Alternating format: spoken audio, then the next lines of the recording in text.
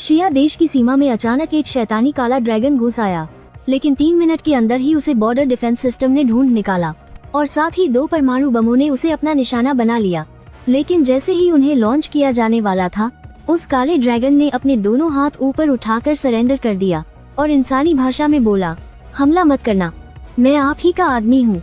इसके बाद उसने न सिर्फ अपना इंसानी नाम बताया, बल्कि अपना आईडी कार्ड नंबर और घर का पता भी साफ साफ बता दिया।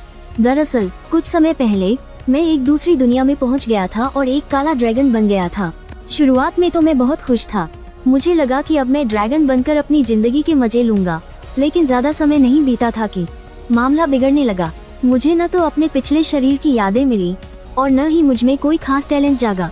इस शारीरिक बदलाव ने मुझे पूरी तरह से बेबस कर दिया था। मैं न तो शिकार कर पाता था और न ही ड्रैगन की तरह लड़ना जानता था।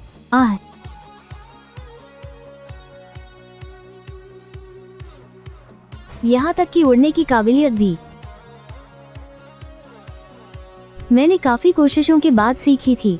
इन सब वजहों से दूसरी दुनिया में मेरी जिंदगी बहुत ही ज्यादा दर्द भरी हो गई थी। कई बार तो मुझे लकड़बग्घे और गिद्ध की तरह छिपकर रहना पड़ता था और दूसरे शिकारियों का शिकार छीनना पड़ता था। लेकिन यह तो ऊंट के मुंह में जीरे के बराबर था। आखिरकार 160 टन के विशाल ड्रैगन का पेट भरने के लिए एक बार में कम से कम कई टन मांस तो चाहिए ही होता है। तो ऐसे मुश्किल हालातों में मैंने सोचा कि अपने जैसे किसी ड्रैगन के साथ मिलकर रहूं, भले ही मुझे उसका चेला ही क्यों न बनना पड़े। लेकिन बदकिस्मती से भाषा अलग होने की वजह से, चाहे वो विशाल ड्रैगन हो या इंसान, मिलते ही वे सीधे मुझे जान से मारने की कोशिश करते थे। मुझे सफाई देने का मौका भी नहीं मिलता था। इस तरह बार बार नाकाम होने पर मैं पूरी तरह से निराश हो गया था। जब तक कि एक दिन एक उबड़ खाबड़ पहाड़ी रास्ते पर अचानक व्यापारियों का एक काफिला आ गया। वे लोग असल में कई 100 मील दूर सोमन राज्य के रहने वाले थे। उन्होंने अभी किसी रहस्यमयी देश के साथ एक सौदा पूरा किया था और उसे बेचने के लिए अपने देश वापस ले जाने की तैयारी कर रहे थे।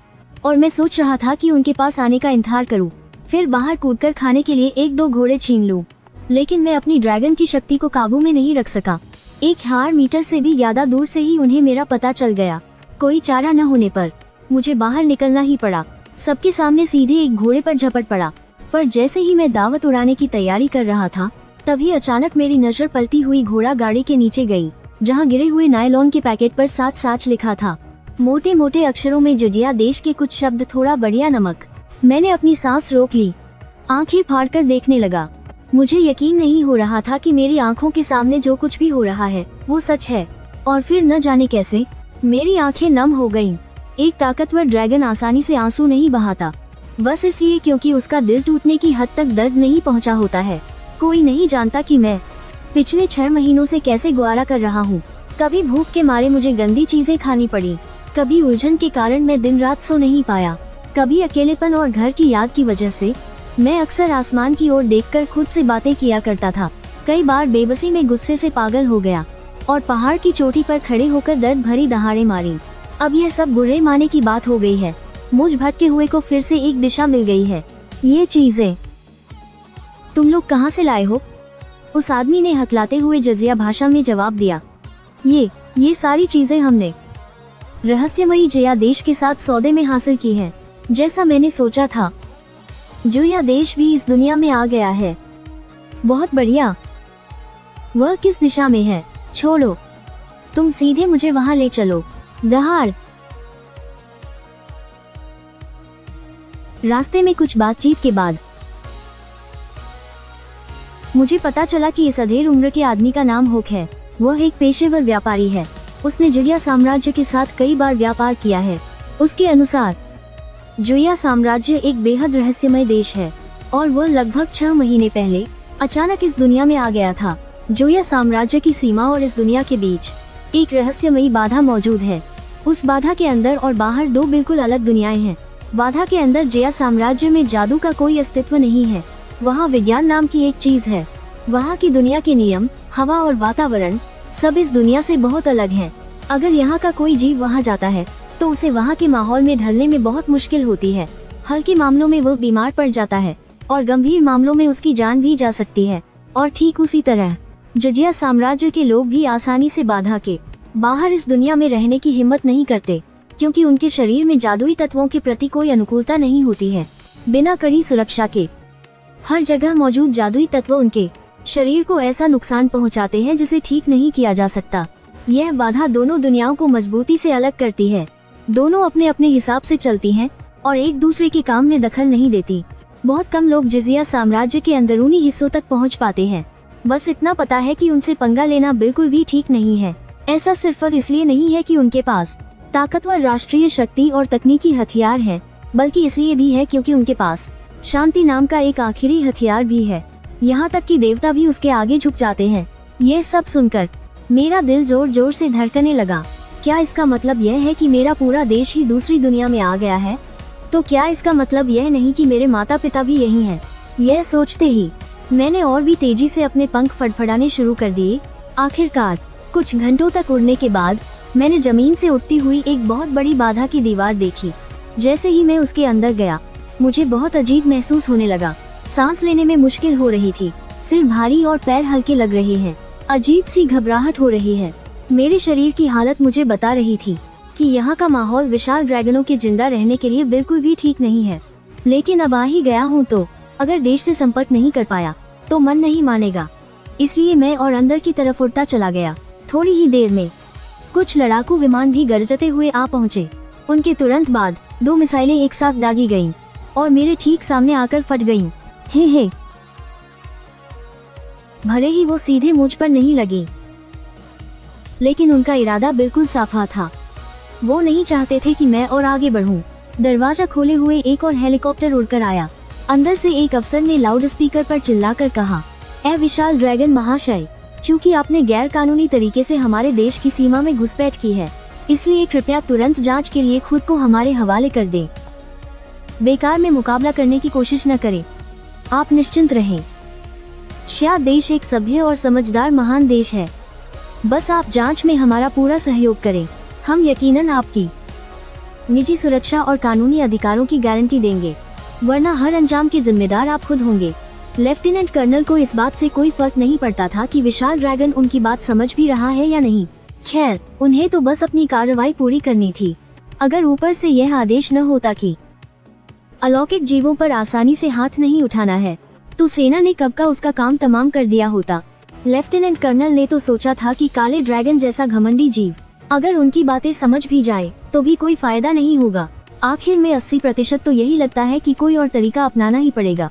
लेकिन हुआ वो जो किसी ने सोचा भी नहीं था। इस विशाल ड्रैगन ने जैसे ही उन्हें देखा, वो ऐसे खुश हुआ मानो उसने अपने किसी करीबी को देख लिया हो। उसने उत्साहित होकर जोर से कहा, अफसर साहब, हमला मत करना। अरे, मैं अपना ही आदमी हूँ। मर गया। यह विशाल ड्रैगन असल में जिजिया भाषा बोल सकता है। कह रहा है कि वो हम में से ही एक है। ड्रैगन सर, मैं ठीक से समझ नहीं पा रहा कि आपके कहने का क्या मतलब है। क्या आप समझा सकते हैं? मैं असल में सिर्फ एक जिजिया देश का नागरिक था। बस 6 महीने पहले पता नहीं कैसे मैं अचानक ऐसा बन गया। मेरा नाम हुआंग जे है। इस साल मैं 26 साल का हूँ। मेरा पहचान पत्र नंबर है 4503।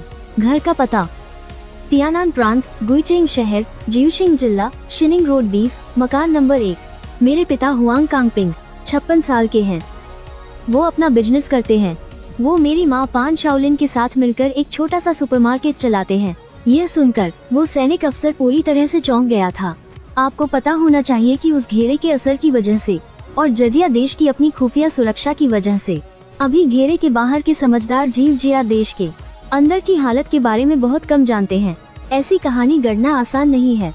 मिस्टर हुआंग जे, है ना? आप पहले शांत हो जाइए। मैं अभी किसी को भेजकर सब कुछ पता करवाता हूँ। अगर आपकी बात सच निकली तो हम आपको बिल्कुल परेशान नहीं करेंगे। अभी आपकी सुरक्षा के लिए बेहतर होगा कि आप जल्द से जल्द घेरे के बाहर उड़कर चले जाएं। लेकिन सर, मैं उड़ नहीं सकता। क्या आप पहले मेरे लिए कुछ खाने का इंतजाम कर सकते हैं? मैंने 5 दिनों से कुछ नहीं खाया है। यह तो बिल्कुल हो सकता है। थोड़ी देर बाद लेफ्टिनेंट कर्नल लियू वेहान ने भी वॉकी टॉकी पर पुष्टि की कि सामने खड़े इस काले ड्रैगन ने जो कहा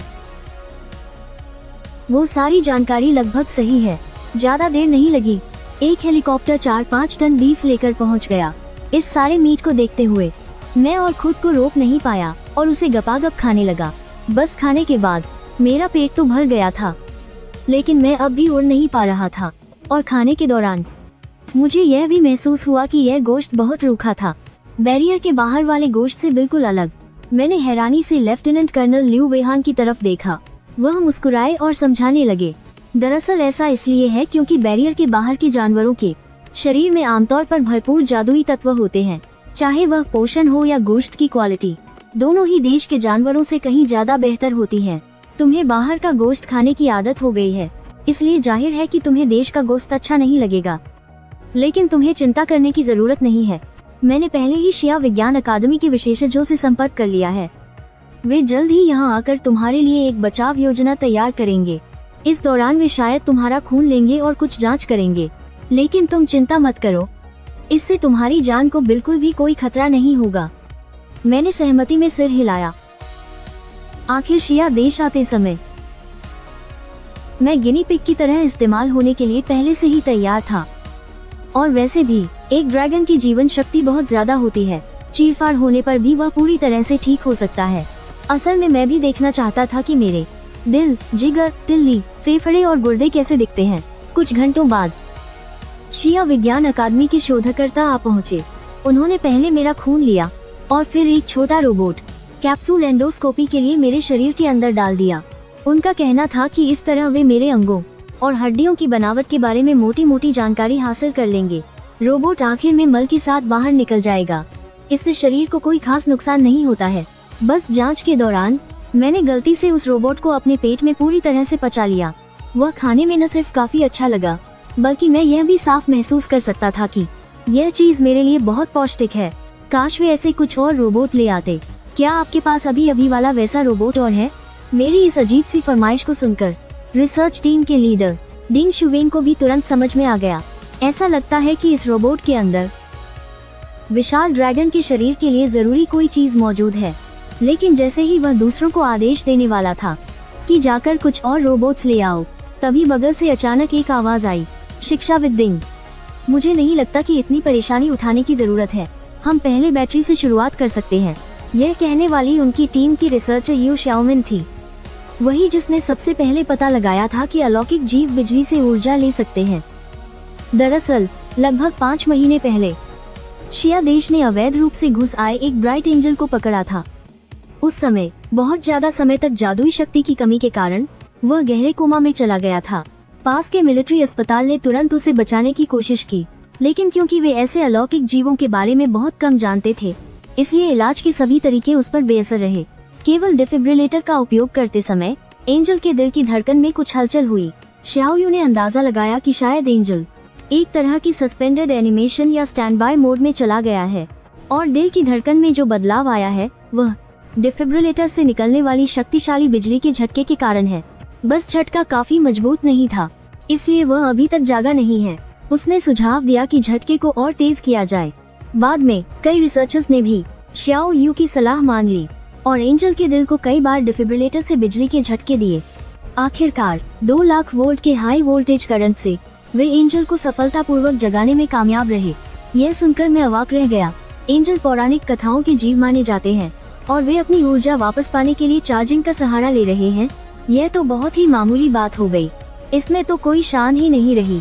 लेकिन ध्यान से सोचने पर यह एक काल्पनिक दुनिया है। वाकई कई चीजों को अब पुराने नजरिए से नहीं देखा जा सकता। जब ऐसा है तो अब और संकोच मत करो, सीधे मुझे बिजली के तारों से जोड़ दो। डिंग शुएवन ने यह सुनकर सिर हिलाया। उसी वक्त किसी को 2 बिजली के तार लाने का आदेश दिया और सीधे मेरे मुंह में डाल दिए। लगातार बह रहे करंट के साथ वह मेरी नसों से होते हुए तेजी से मेरे दिल में पहुंच गया। मुझे अचानक बहुत ज्यादा ताकत महसूस हुई, यहाँ तक कि मैना की कमी का असर भी कम हो गया। मैं इन 2 तारों को जोर जोर से चूस रहा था। इतना आराम मिल रहा था कि मेरी आंखें भी बंद होने लगी। काफी देर बाद मुझे याद आया कि मुझे रिसर्चर्स को बताना है कि मुझे कैसा लग रहा है। यह एहसास बिल्कुल एड्रेनालाइन का शॉट लेने जैसा है। मेरा पूरा शरीर जोश से भर गया है और मैं साफ साफ महसूस कर सकता हूँ कि मैं और ताकतवर बन रहा हूँ। लेकिन सिर्फ चार्ज करने से ही कोई ताकतवर बन सकता है? क्या यह कुछ ज्यादा ही आसान नहीं है? और कुछ ज्यादा ही सरल भी? यह सुनकर डिंग शुएवन मुस्कुराया। मिस्टर हुआंग, आप कुछ नहीं जानते। असल में यह बिल्कुल भी आसान नहीं है, क्योंकि जब हमारा शिया देश यहाँ नहीं आया था, उससे पहले इस दुनिया में बिजली मौजूद नहीं थी। बिजली मौजूद नहीं थी। तुम्हारा मतलब है कि इस दुनिया की टेक्नोलॉजी बहुत पिछड़ी हुई है और उन्होंने अभी तक बिजली की ऊर्जा का इस्तेमाल करना शुरू नहीं किया है ना? उसने अपना सिर हिलाया। मैंने कहा कि इस दुनिया में बिजली मौजूद नहीं है। इसका मतलब है कि यह सच में मौजूद नहीं है। चाहे कोई भी तरीका इस्तेमाल कर लो, बिजली बनाना नामुमकिन है, क्योंकि इस दुनिया के बाहर की प्राकृतिक दुनिया में आजाद घूमने वाले इलेक्ट्रिक चार्ज वाले इलेक्ट्रॉन होते ही नहीं है। जाहिर है, इस वजह से पोटेंशियल डिफरेंस भी नहीं बन सकता और बिजली नहीं बनाई जा सकती। हाँ, लेकिन आसमानी बिजली जैसी प्राकृतिक बिजली और जादू टोने से बनाई गई जादुई बिजली, वो तो होती है। क्या इलेक्ट्रिक चार्ज वाले इलेक्ट्रॉन नहीं है? यह कैसे हो सकता है? मिस्टर हुआंग, इस दुनिया के बाहर की दुनिया हमारी सोच से कहीं ज्यादा पेचीदा है। लगता है कि आप अभी तक नहीं जानते। सीमा के बाहर की दुनिया, एक माइक्रोमीटर से भी छोटा सूक्ष्म संसार, घने कोहरे में कब का कैद हो चुका है। आसमान की सूरज, चांद और तारे अब वैसे तारे और खगोलीय पिंड नहीं रहे जिन्हें हम जानते हैं, बल्कि वे ऊर्जा के कहीं ज्यादा जटिल गोले हैं। अब तक हमें जो भी जानकारी मिली है, उसके हिसाब से सीमा के बाहर की दुनिया एक बहुत ज्यादा शोषित और दबे कुचले जानवरों के बाड़े जैसी है, और वो तथाकथित देवता ही इस बाड़े के मालिक हैं। सभी बुद्धिमान जीव उनके पाले हुए मेमने हैं। उन पर काबू पाने और उन्हें संभालने में आसानी के लिए वे लोग बिल्कुल नहीं चाहेंगे कि उनके मेमने ज्यादा कुछ जाने या ज्यादा होशियार बने। ओह, तो यह बात है। तो इसका मतलब चार्जिंग वाली यह खास ताकत सिर्फ हमारे शिया देश के पास ही है। हाँ, बिल्कुल। लेकिन मिस्टर हुआंग, आप जैसे असाधारण जीवों के लिए बिजली की ऊर्जा असल में उतनी भी चमत्कारी नहीं है। हमने उस एंजल से जो जानकारी हासिल की है, उसके मुताबिक बिजली की ऊर्जा असाधारण जीवों को ज्यादा ताकतवर नहीं बना सकती। यह ऊर्जा की भरपाई का एक नया जरिया है, बस यह ज्यादा सीधा और असरदार है। असल में आप ताकतवर नहीं हो रहे हैं, बल्कि ऐसा इसलिए है क्योंकि आपका शरीर लंबे समय से ऊर्जा की कमी झेल रहा था, जिससे आपके कई अंगों की शक्ति पूरी तरह से काम नहीं कर पा रही थी।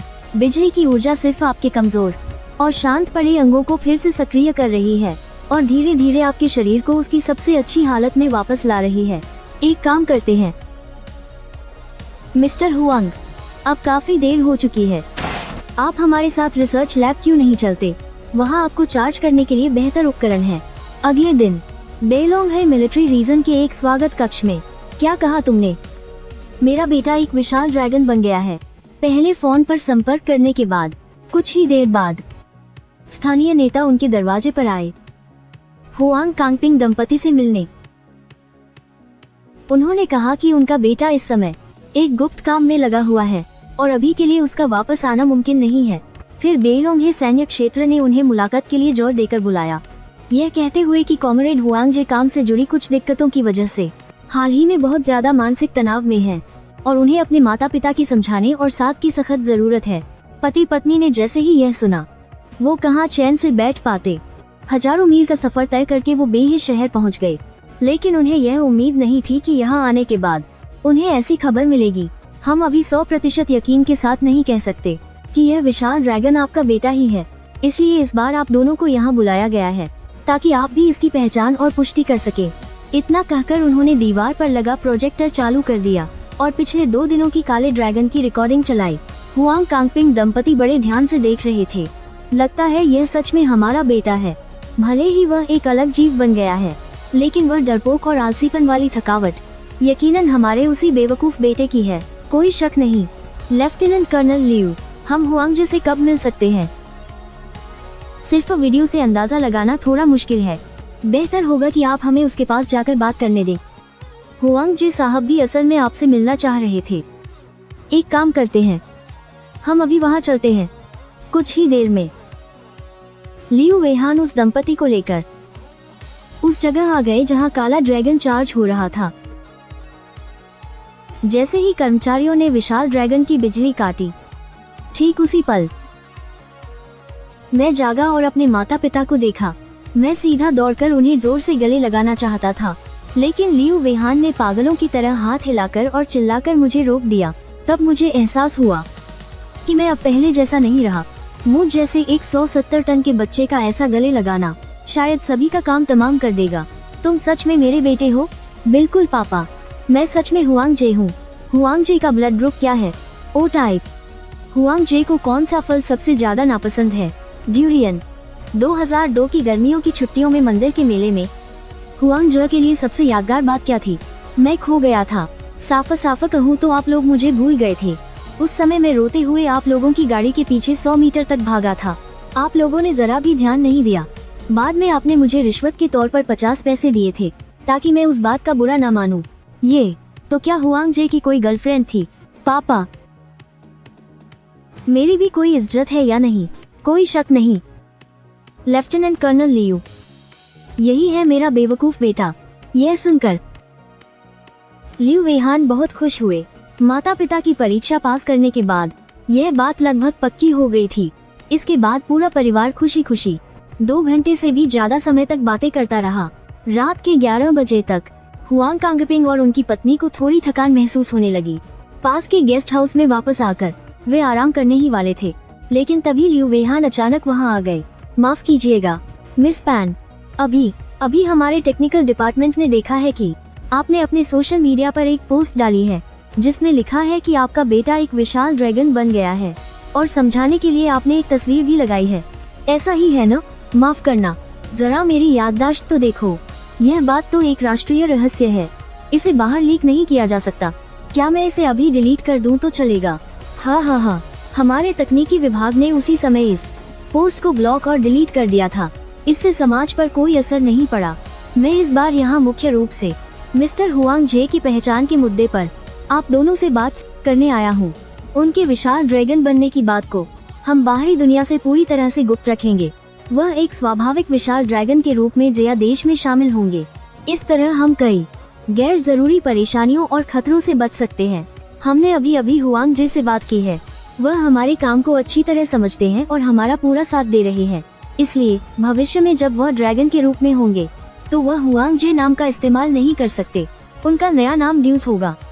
वह उत्तरी सीमा से आया एक विशाल ड्रैगन है जिसे रोका नहीं जा सकता, और जाहिर है वह आप दोनों को नहीं पहचान पाएगा। इसलिए भविष्य में सार्वजनिक जगहों पर उम्मीद है कि आप लोग दूरी बनाए रखेंगे और ज्यादा करीब आने की कोशिश नहीं करेंगे, और उसे अपना बेटा तो बिल्कुल न कहें। यह सुनने के बाद हुआंग कांगपिंग को लगा कि यह उनके बेटे के साथ थोड़ा अन्याय है, लेकिन लियू वेहान की बातों में भी दम था। और तो और लियू वेहान ने कहा था कि बाद में उसे इसका मुआवजा दिया जाएगा। इसलिए पति पत्नी ने खुशी खुशी यह बात मान ली। दूसरी तरफ उत्तरी ड्रैगन नदी सैन्य क्षेत्र के रिसर्च इंस्टीट्यूट में डिंग जुएवेन अपनी रिसर्च टीम के साथ काले ड्रैगन के खून पर रिसर्च कर रहे थे, लेकिन उनकी मौजूदा क्षमताओं और साधनों के साथ वे ड्रैगन के खून का रहस्य नहीं समझ पाए। इसलिए किसी ने सुझाव दिया कि देश के बाहर से कोई तरीका ढूंढना चाहिए। सुना है कि कुछ पुराने खानदानों और कीमियागर जादूगरों के पास ड्रैगन के खून से औषधि बनाने की गुप्त विधि है, जिसे पीने के बाद आम इंसान भी बहुत जल्दी एक विशाल ड्रैगन का खून हासिल कर सकता है और एक शक्तिशाली ड्रैगन ब्लड वॉरियर बन सकता है। और इत्तफाकत से हाल ही में दक्षिण पश्चिमी सीमा पर एक वयस्क लाल ड्रैगन देखा गया है। वो हमारे देश के कुछ गैर कानूनी लोगों को ड्रैगन का खून बेचने की फिराक में है। शायद हम कोई तरीका निकाल सकते हैं। उसे फंसाने के लिए एक जाल बिछा सकते हैं और उसे एक ही बार में पकड़ सकते हैं। यह सुनकर डिंग शुएवेन की आंखें चमक उठी। भले ही देश के बाहर एक वयस्क रेड ड्रैगन को पकड़ना थोड़ा मुश्किल है, लेकिन एक वयस्क ब्लैक ड्रैगन तो रेड ड्रैगन से भी ज्यादा ताकतवर होता है। और हुआंग जे को कुछ हाईटेक हथियार भी तो लगा सकते हैं और कुछ J-20 फाइटर जेट्स भी भेज सकते हैं। मुझे नहीं लगता कि इसके बाद भी हम एक रेड ड्रैगन को नहीं पकड़ पाएंगे। और जब मिस्टर हुआंग जे भी इंसानी रूप में वापस आना सीख जाएंगे, तब हम उनके लिए एक गर्लफ्रेंड ढूंढने के बारे में सोच सकते हैं। डिंग शुएवेन जितना इस बारे में सोचते, उन्हें यह उतना ही मुमकिन लगता। लेकिन उससे पहले हमें ब्लैक ड्रैगन की पहचान को जायज बनाना होगा, तभी वह लोगों के सामने आ पाएगा और देश के लिए काम कर पाएगा। इसीलिए डिंग शुएवेन मेरे पास आए और मुझे अपनी बनाई हुई कहानी सुनाने लगे। ड्यूस नाम का एक ताकतवर ब्लैक ड्रैगन एक दुष्ट शैतान राजा के साथ लड़ाई में बुरी तरह से घायल हो गया। तब कुछ गंदे लकड़बग्गे जैसे दिखने वाले लोगों की नजर उस पर पड़ी। जिंदगी और मौत के इस मोड़ पर एक बहादुर और खूबसूरत महिला सर्वे टीम की लीडर ने उस ब्लैक ड्रैगन को ढूंढ निकाला। सबके मना करने के बावजूद उसने ड्रैगन की मदद की और उसे खतरे से बाहर निकाला। एक मिनट। प्रोफेसर, आपकी यह कहानी कुछ ज्यादा ही बनावटी नहीं लग रही। भला कौन सी खूबसूरत लड़की देश के बाहर जाकर सर्वे टीम की लीडर बनती है और फिर इत्तेफाक से उसे एक मरता हुआ विशाल ड्रैगन भी मिल जाता है और फिर उस पर तरस खाकर उसे बचा भी लेती है। अगर कहानी इसी तरह आगे बढ़ी तो क्या इसमें कुछ प्यार मोहब्बत वाले सीन भी जोड़ने पड़ेंगे कि मुझ जैसा विशाल ड्रैगन बिना कुछ सोचे समझे उस महिला कैप्टन के प्यार में पड़ जाए, उसका दिल जीतने के लिए और हमेशा उसके साथ रहने के लिए मैं इस देश का नागरिक बनने का फैसला कर लूं। भले ही यह स्क्रिप्ट थोड़ी घिसी पिटी है, लेकिन इसमें तर्क भी है और यह चर्चा का विषय भी बनेगी। आम जनता को भी यह सुनना जरूर पसंद आएगा। वे सुनना चाहेंगे और मानना भी चाहेंगे।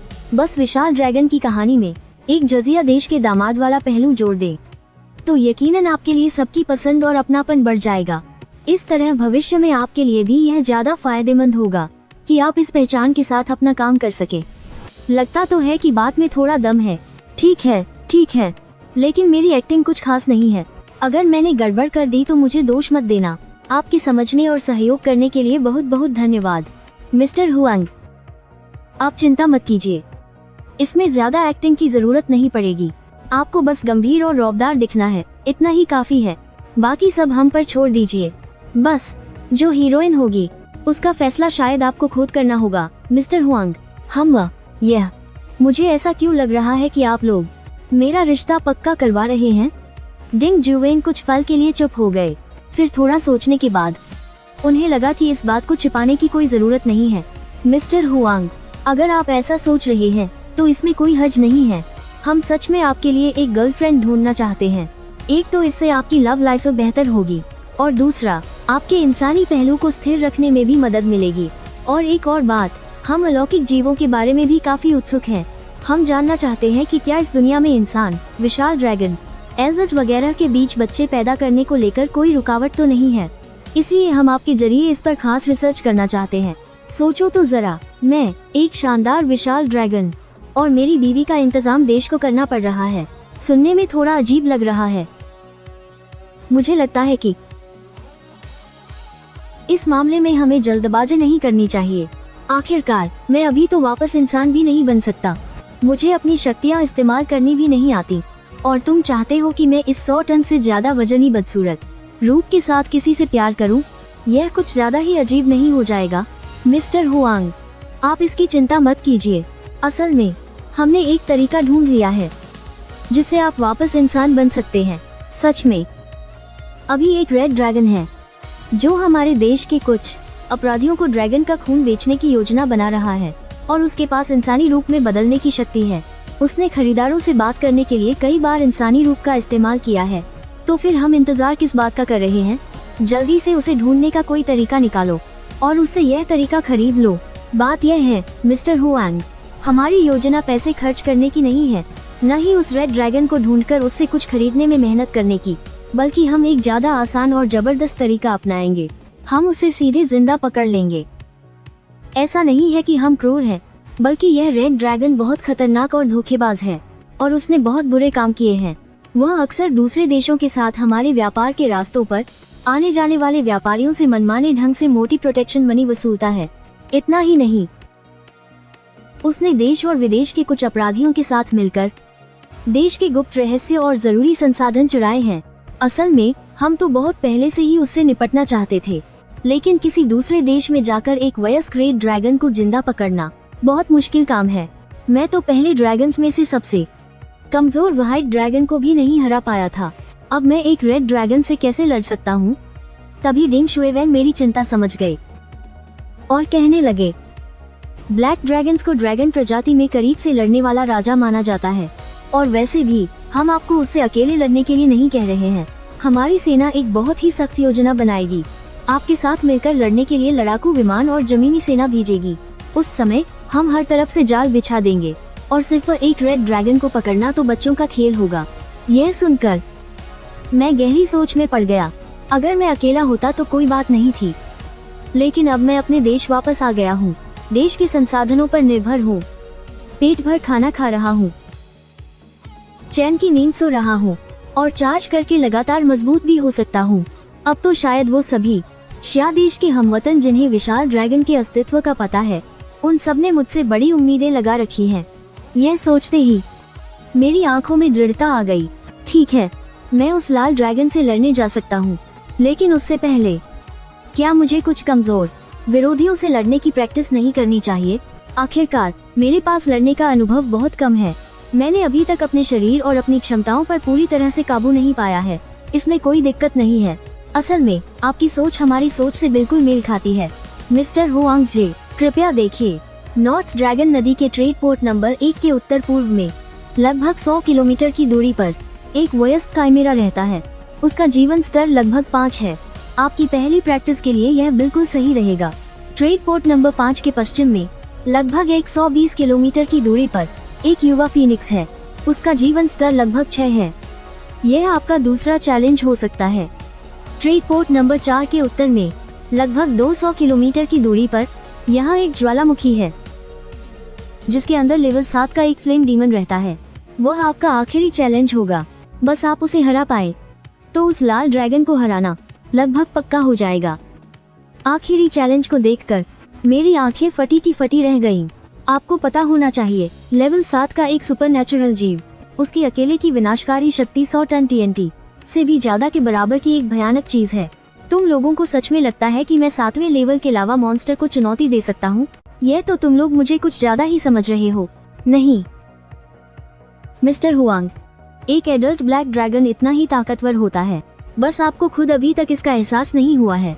मिसाल के तौर पर आपने इन कुछ दिनों में जो 50 हार यूनिट बिजली सोखी है, यह पहले से ही 40 टन से ज्यादा TNT के बराबर है, और आपका शरीर कम से कम 1.5 लाख यूनिट बिजली सोख सकता है। इसका मतलब है कि आपकी एनर्जी का लेवल कम से कम 120 टन TNT के बराबर है। तो बिना किसी शक के आप 7वें लेवल के जीव हैं। और फिर इस लावा मॉन्स्टर को आपके प्रतिद्वंद्वी के रूप में चुनना भी हमारा बहुत सोच समझकर लिया गया फैसला है। सबसे पहले एलिमेंट्स के हिसाब से देखें तो ब्लैक ड्रैगन लावा मॉन्स्टर पर भारी पड़ता है। लावा मॉन्स्टर की सबसे बड़ी ताकत उसका आग का जादू है, और ब्लैक ड्रैगन का मैजिक रेजिस्टेंस बहुत ज्यादा होता है। दूसरी बात, ज्वालामुखी का गर्म माहौल हमेशा से ही ड्रैगन्स का पसंदीदा ठिकाना रहा है।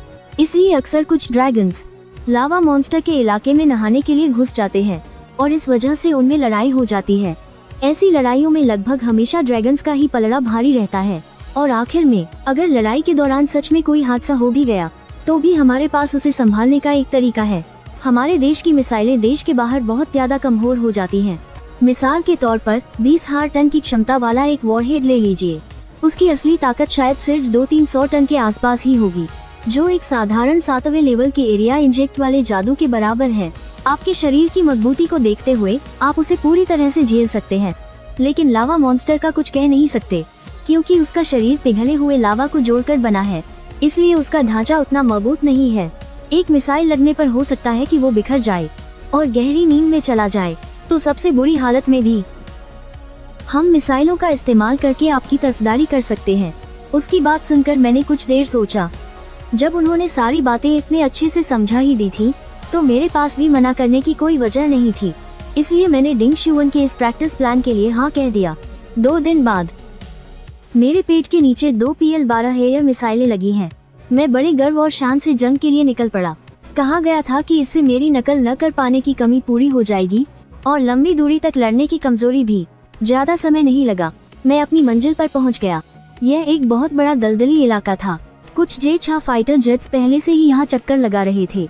उनका काम मुझे रास्ता दिखाना और शिकार ढूंढना था। मिस्टर हुआंग, वो काइमेरा मिल गया है। वो आपके सामने दाईं तरफ 3 किलोमीटर दूर है। मैंने भी उसे देख लिया। और कोई दिक्कत तो नहीं है? अगर नहीं तो मैं हमला कर रहा हूँ। इस समय काइमेरा को भी कुछ गड़बड़ महसूस हुई। 2 दिन पहले से ही कुछ J-6 जेट्स उसके इलाके के पास मंडरा रहे थे। साफ था कि वो जगह की रेकी कर रहे थे। काइमेरा जैसे यहाँ के मूल निवासी जीव के लिए J-6 बिना किसी शक के बहुत ही परेशान करने वाले जीव थे। एक तो वो बहुत तेज उड़ते थे और दूसरा बहुत शोर मचाते थे। इसलिए काइमेरा पिछले 2 दिनों से जब भी J-6 की गड़गड़ाहट सुनता तो बहुत ज्यादा चिढ़ जाता था। ठीक वैसे ही जैसे इंसान मच्छरों से नफरत करते हैं। मन करता था कि एक ही थप्पड़ में मारकर चपटा कर दे। खैर, उसकी इन परेशानियों का अंत जल्द ही होने वाला था। एक विशाल काला ड्रैगन बड़े गुस्से में उसकी तरफ झपटा। उस ड्रैगन का भयानक खौफ मानो असली था कि हजारों मीटर दूर से ही उसे महसूस हो रहा था। उसने पहले कभी न महसूस की हुई कंपकपी और घुटन महसूस की। वो वहीं पर कुछ सेकंड के लिए अकड़ कर रह गया। जब तक उसे होश आया, मेरे मजबूत और शक्तिशाली पंजे उसे जमीन पर पटक चुके थे। इस वक्त मैं भी बहुत हैरान था। पहले मेरा ड्रैगन का खौफ एक पैसिव स्किल की तरह था। मैंने अपनी आंखें उठाकर जमीन पर पड़े उस काइमेरा को देखा जो हिल भी नहीं रहा था। मुझे थोड़ा असंतुष्ट महसूस हुआ। मजा नहीं आया, थोड़ा एंजॉय करने का मौका भी नहीं मिला। मैं तो 2-4 मिसाइलें दागना चाहता था। भाइयों, मैंने सोचा नहीं था कि ये इतना कमजोर निकलेगा। मैं अपना हाथ रोक नहीं पाया, सीधा उसे बेहोश ही कर दिया। मिसाइल चलाने का मौका तक नहीं मिला। अब आगे क्या करना है? क्या जगह बदलकर आगे बढ़े? कमांड सेंटर का सुझाव है कि आप पहले वापस आ जाएं। दूसरा टारगेट यहाँ से 200 किलोमीटर से भी ज्यादा दूर है। देश के बाहर हमारे फाइटर जेट्स की रेंज लिमिटेड है। वहाँ तक पहुँचने के बाद हम शायद ज्यादा देर तक आपको सपोर्ट नहीं कर पाएंगे। साथ ही डिंग डिंग चाहते हैं कि आप इस काइमेरा को वापस ले आए। वो इस पर कुछ रिसर्च करना चाहते हैं। ठीक है। मैं बेमन से काइमेरा की बॉडी उठाकर वापस लौट गया। देश के बेस पर वापस पहुंचने के बाद मुझे इस बात से कोई फर्क नहीं पहुंचा कि साइंस एकेडमी इस काइमेरा के साथ क्या करने वाली है, बल्कि मैंने सीधे कम्युनिकेशन चैनल पर चिल्लाकर कहा, भाइयों, अगले राउंड के लिए निकलने का टाइम हो गया है। 1 मिनट रुकिए। मिस्टर हुआंग, उस फीनिक्स को ढूंढने जाने से पहले आपसे एक जरूरी बात करनी है। कैसी बात? कोई ज्यादा बड़ी बात नहीं है। बस हम चाहते हैं कि जब आप उस फीनिक्स से लाज हैं, तो एरा हल्के हाथ से काम लें। फीनिक्स एक बहुत ही दुर्लभ जीव है। हमारी अब तक की जानकारी के मुताबिक देश के बाहर इनकी कुल संख्या शायद 50 भी नहीं है। यह विलुप्त होने की कगार पर खड़ा एक असाधारण जीव है। हमारा देश फिलहाल एक नया पशु संरक्षण कानून बनाने की योजना बना रहा है, जिसमें फीनिक्स को शामिल करने का इरादा है दुनिया के सबसे ज्यादा संरक्षित जानवरों की लिस्ट में। इसलिए मिस्टर हुआंग, प्लीज कोशिश कीजिएगा कि आप उसे जान से न मारें। ठीक है। मैं कुछ देर चुप रहा, फिर जाकर मेरे मुंह से ये 2 शब्द निकले।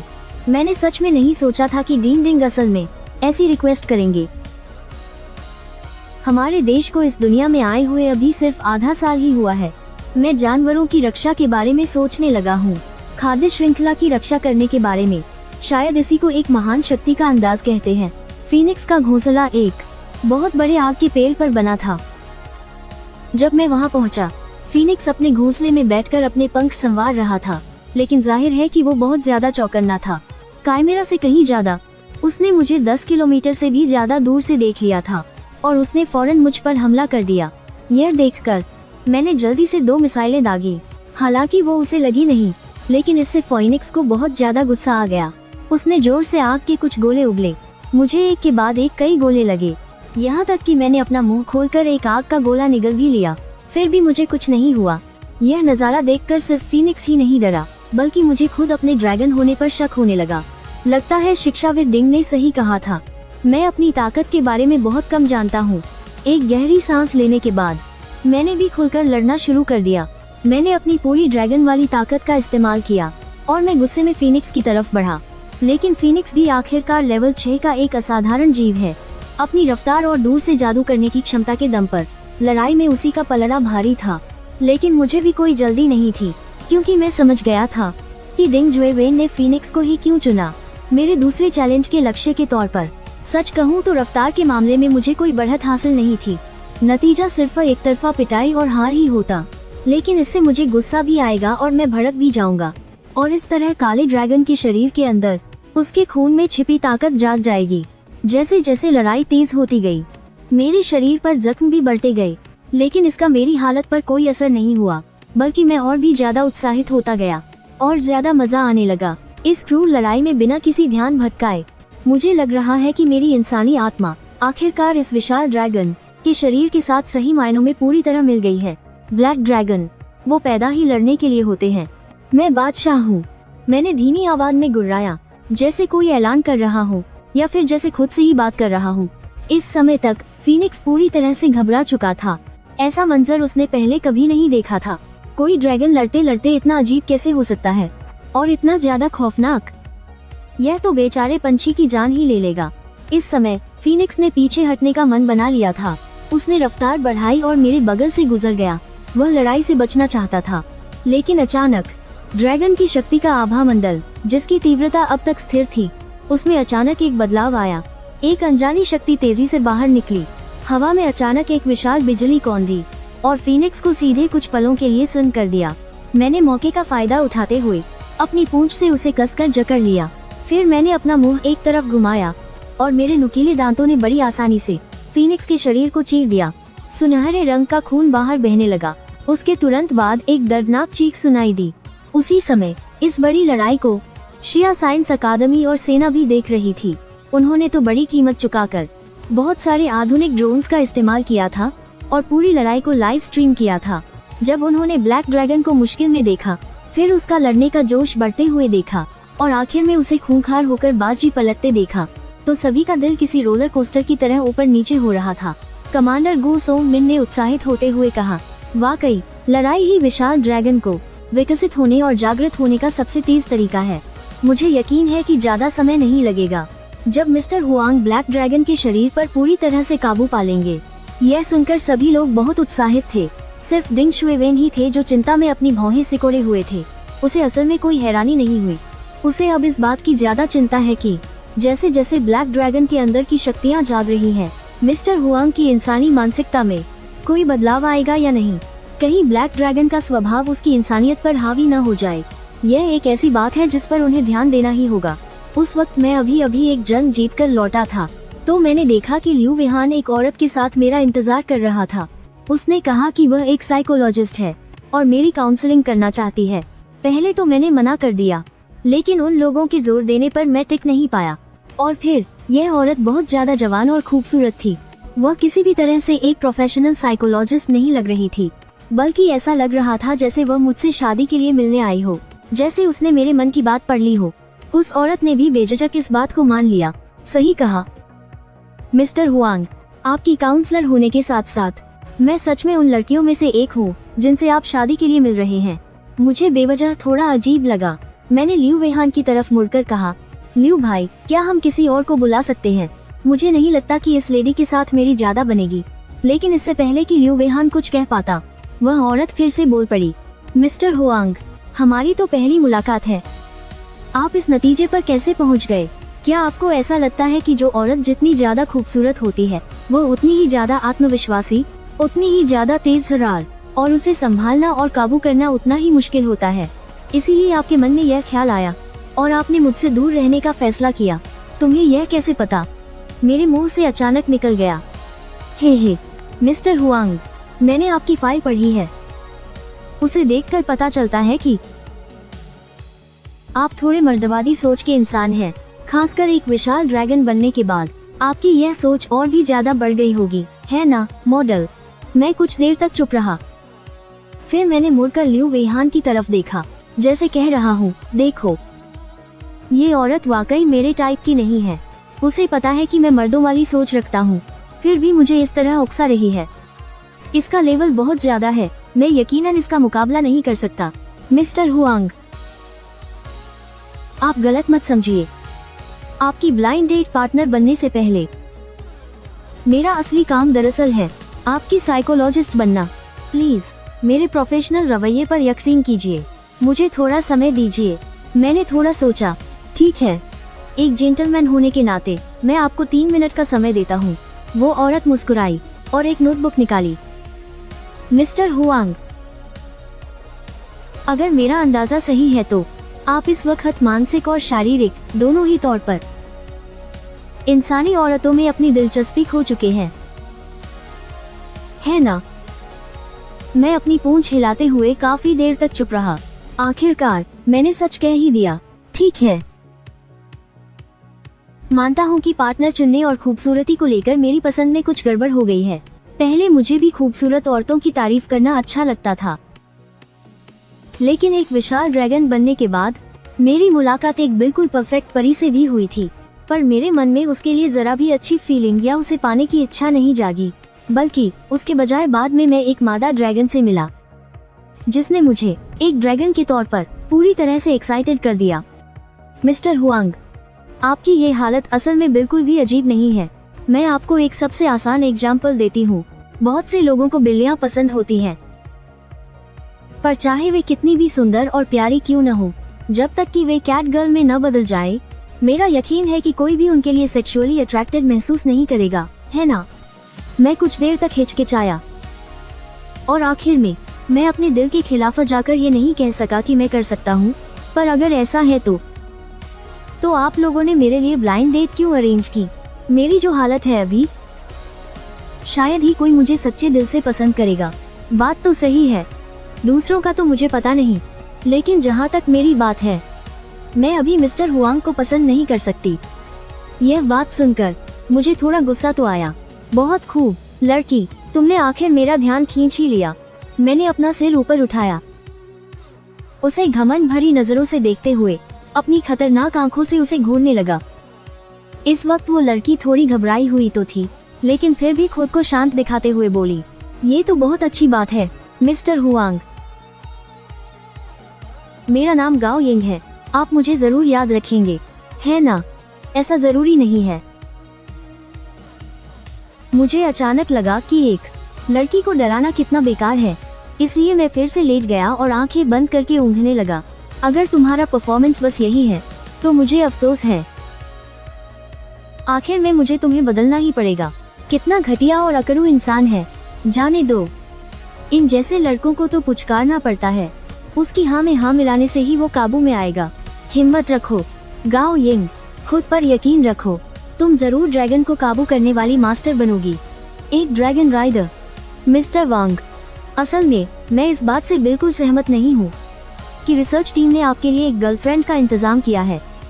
तो फिर भले ही मैं इन चीजों में माहिर नहीं हूँ, पर मुझे थोड़ा थोड़ा एहसास हो रहा है कि ये लड़की भले ही मुंह से कह रही है कि उसे मेरा जिस्म नहीं चाहिए, पर असल में वो बस भाव खा रही है।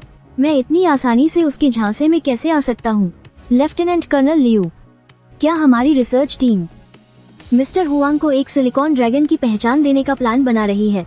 हाँ, ऐसा एक प्लान है, लेकिन क्या आपको नहीं लगता कि एक ड्रैगन और इंसान का प्यार, ये कहानी बहुत ज्यादा अजीब और बनावटी है? अगर हमारा अंदाजा सही है तो हमारा असली मकसद असल में एक सोचे समझे ड्रैगन की पहचान का इस्तेमाल करके बाहरी दुनिया को हमारे शाह देश की उन्नत सभ्यता और दोस्ताना रवैया दिखाना है ना? ताकि बाहरी प्रजातियों का हमारे देश के प्रति पूर्वाग्रह और दुश्मनी कम हो सके, लेकिन इंसान और ड्रैगन के प्यार वाली इस बात का इस्तेमाल करना। शायद हम शाह देश के लोगों की नजर में ऐसी कहानी बहुत रोमांटिक हो सकती है और दिल को छू लेने वाली भी, लेकिन बाहरी दुनिया की समझदार प्रजातियां ऐसा नहीं सोचेंगी, खासकर ड्रैगन्स। उन्हें तो यही लगेगा कि उनकी समझदारी का मजाक उड़ाया जा रहा है। वे सोचेंगे कि हमारे शाह देश ने जरूर कोई गलत तरीका इस्तेमाल किया है ब्लैक ड्रैगन का जबरदस्ती ब्रेन वॉश करने के लिए। और ऐसा हुआ तो वे हमारे देश की अच्छाई को महसूस तो नहीं करेंगे, बल्कि और भी ज्यादा सतर्क हो जाएंगे। उन्हें लगेगा कि हम एक खतरनाक और बुरे देश हैं। इसीलिए मुझे लगता है कि इंसान और ड्रैगन के प्यार जैसी कहानी का इस्तेमाल करके मिस्टर हुआंग का किरदार बनाना बिल्कुल भी सही नहीं है। मैं उसकी राय से सहमत हूँ। गाओ यिंग की ये बातें तो सीधे मेरे दिल को छू गईं। आखिर सच्चे ड्रैगन को असल में अरेंज्ड मैचमेकिंग पसंद नहीं आती। वे अपनी नजर से अपना सोलमेट यानी जीवन साथी ढूंढना ज्यादा पसंद करते हैं। लियू वेहान ने हल्की सी त्योरियां चढ़ाईं। आपकी बातों में दम तो है, ऐसा करते हैं। मैं आपकी राय एकेडमिशियन विंग तक पहुंचा दूंगा ताकि संबंधित लोग इस पर फिर से चर्चा कर सकें। उस वक्त तुम भी इसमें शामिल हो सकती हो, ठीक है? गाओ यिंग फूलों की तरह मुस्कुराई और शरारती अंदाज में आंख मारी। मिस गाओ, जब आपको लगता है कि इंसान और ड्रैगन के प्यार की ये कहानी मेरे लिए सही नहीं है, तो यकीनन आपके पास कोई बेहतर आइडिया होगा। हाँ, वो तो मेरे पास है, और वो है हमारे शिया देश की उन्नत टेक्नोलॉजी, व्यवस्था और विचारधारा। हर बुद्धिमान प्रजाति प्यार के लिए तरसती नहीं है। मेरा आइडिया ये है कि मिस्टर हुआंग एक ऐसे काले ड्रैगन हैं जो ज्ञान की प्यास और जिज्ञासा से भरे हैं, जो इत्तेफाकत से हमारे देश की शानदार सभ्यता के संपर्क में आते हैं। कणों का टकराव, ब्रह्मांड का महाविस्फोट, प्रजातियों की उत्पत्ति, कैलकुलस, परमाणु ऊर्जा, इलेक्ट्रोमैग्नेटिज्म, तरह तरह के अनसुने ज्ञान और टेक्नोलॉजी उस काले ड्रैगन को इतना लुभाते हैं कि वो वहीं का होकर रह जाता है और वो वाह वाह कर उठता है। धीरे धीरे उस काले ड्रैगन को जल्द ही एहसास होता है कि अंधेरी पुरानी दुनिया कितनी सड़ी, गली और पिछड़ी हुई है। उसे गहराई से समझ आता है कि अपनी सोच को आजाद करना, उत्पादन क्षमता को बढ़ाना ही पुरानी दुनिया को आजाद करने, ड्रैगन प्रजाति को बचाने और अपनी असली कीमत पहचानने का एकमात्र तरीका है। बहुत बढ़िया कहा। लियू वेहान अभी भी हैरान परेशान था, लेकिन मैं खुद को गाओ यिंग के लिए तालियां बजाने से रोक नहीं पाया। आदर्श है, समझ है और हिम्मत भी। सच्चाई की खोज के लिए वो अपना सब कुछ दांव पर लगाने को तैयार है, पूरी दुनिया से गद्दारी करने को भी। ऐसे ड्रैगन के किरदार में ही तो दम होता है और यही लॉजिकल भी लगता है, पहले वाले की तरह नहीं जो किसी बकवास प्यार के लिए अपनी पूरी जिंदगी ही सौंप देता है। वो तो सच में कुछ ज्यादा ही बेवकूफ और भोला था, इतना कि उससे घिन आने लगती है ना? हाँ, वाकई में ये बहुत अच्छा है। लियू वेहान को अब जाकर होश आया। तुम्हारा आइडिया बहुत बढ़िया है। मैं अभी शिक्षाविद दिंग को खोजने जाता हूँ। मैं उन्हें तुम्हारे प्लान के हिसाब से काम करने के लिए मनाने की पूरी कोशिश करूँगा। यह कहकर लियू वेहान ने अलविदा कहा और जल्दी से चला गया। मिस्टर हुआंग, कैसा रहा? मेरा परफॉर्मेंस आपको पसंद तो आया ना? ठीक ठाक था, बस मेरी उम्मीदों पर मुश्किल से खरा उतरा। तुम मेरे साइकोलॉजिकल काउंसलर बन सकते हो, तो फिर आगे भी मेरा मार्गदर्शन करते रहिएगा। अगले दिन दोपहर में मैं मिलिट्री एरिया में चार्ज हो रहा था, तभी मैंने गाओ यिंग को उत्साह से दौड़कर आते और यह कहते हुए देखा कि आज सुबह शिक्षाविद दिंग ने एक नया सेमिनार आयोजित किया है और उन्होंने तुम्हारे नजरिए को बहुत सराहा है।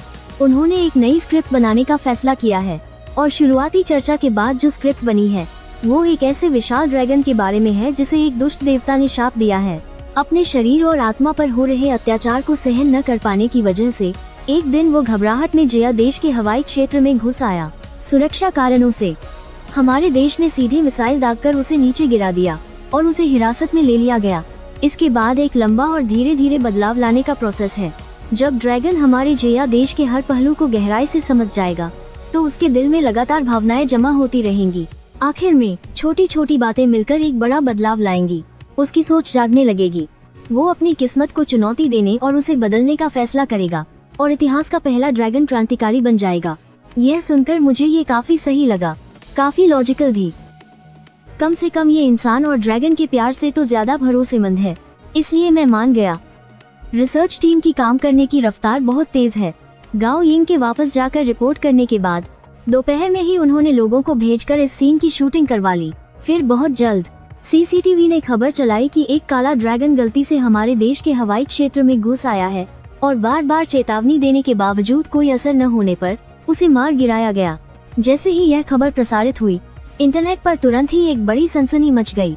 कई नेटिजन्स ने इंटरनेट पर गर्मागर्म बहस छेड़ दी है, जिसमें सबसे ज्यादा चर्चा विशाल ड्रैगन के आगे के प्रबंधन को लेकर हो रही है और यह कि ड्रैगन का खून पिया जा सकता है या नहीं।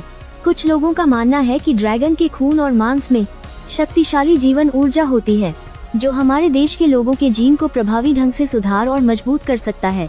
हमें किसी भी तरह से सभी विशाल ड्रैगन्स को पकड़ने की कोशिश करनी चाहिए और उन्हें पालतू बनाकर उनकी ब्रीडिंग करनी चाहिए। कुछ लोगों का यह भी मानना है कि विशाल ड्रैगन का मांस और खून नहीं खाना चाहिए।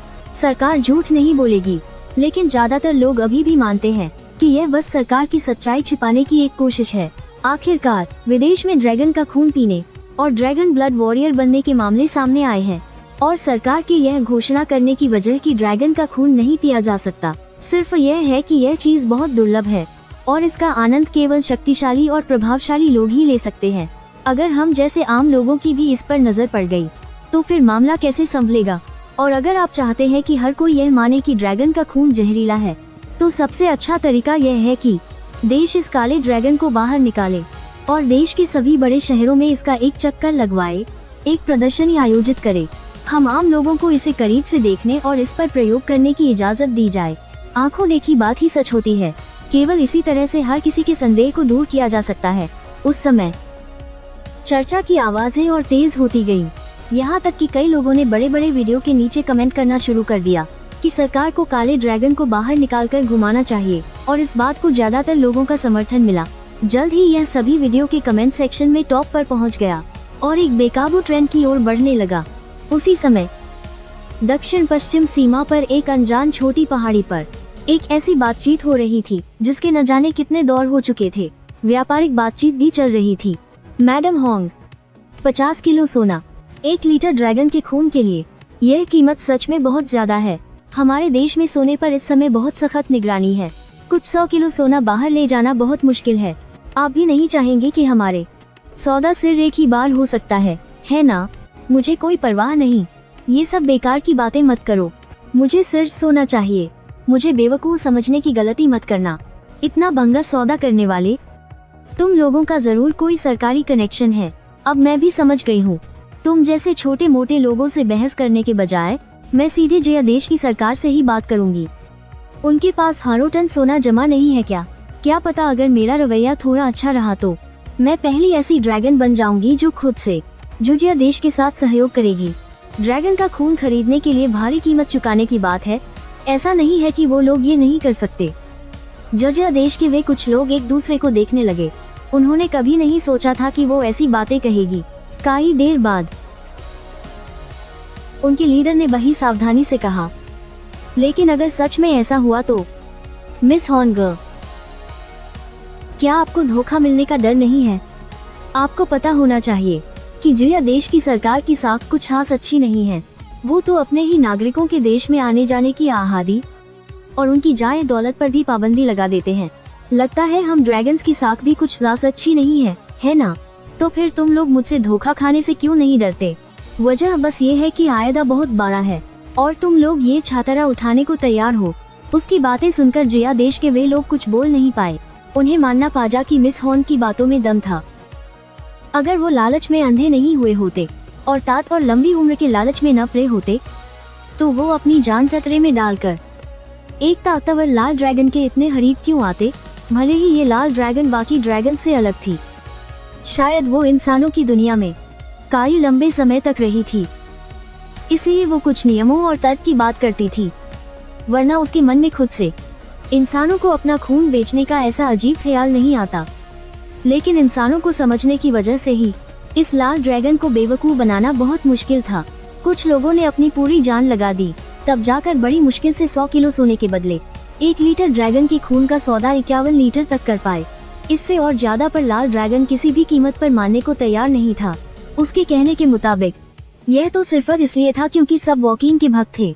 उन कुछ लोगों ने विदेश में आजादी से रहने के लिए पहले ही व्यापार की देवी वॉकिन को सोना और अपनी आस्था चढ़ा दी थी और विदेश के आजाद नागरिक बन गए थे। मिस रेड, अगर आप ड्रैगन के खून की औषधि का नुस्खा दे सके तो हम इस कीमत पर राज्य हैं।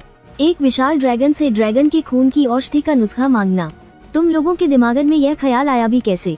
ड्रैगन के खून की औषधि एक ऐसी प्राचीन औषधि है जो इंसानों को भी एक विशाल ड्रैगन की ताकत दे सकती है। इसकी शुरुआत इंसानों के लिए ड्रैगन देवता के तोहफे के तौर पर हुई थी और साथ ही विशाल ड्रैगन्स के लिए एक सजा के तौर पर। अगर मैंने यह नुस्खा तुम जयादेश वालों को दे दिया तो क्या यह एक तरह से तुम्हें बढ़ावा देना नहीं होगा कि तुम लोग जाकर दूसरे विशाल ड्रैगन्स का शिकार करो? ऐसे तो मैं ड्रैगन जाति की गुनहगार बन जाऊंगी। मैं एक उसूलों वाली विशाल ड्रैगन हूँ, जब तक कि तुम लोग और पैसे न दो। मिस रेड, आप कितना चाहती हैं? 100 टन सोना। तुम जाकर डाका क्यों नहीं डालती? सच कहूँ तो मैंने डाका डालने के बारे में सोचा भी था, लेकिन ड्रैगन के खून की औषधि के नुस्खे के लिए 100 टन सोना तुम लोगों के लिए बिल्कुल भी घाटे का सौदा नहीं है। अगर यह चीज तुम्हारे पास हो तो यह तुम जयादेश वालों की व्यक्तिगत कमजोरी की कमी को पूरा कर सकती है और फिर तुम इस दुनिया के असली बादशाह बन सकते हो। ऐसी बात जो देश की किस्मत से जुड़ी हो। क्या उसके लिए तुम लोग महज 100 टन सोना भी खर्च नहीं कर सकते?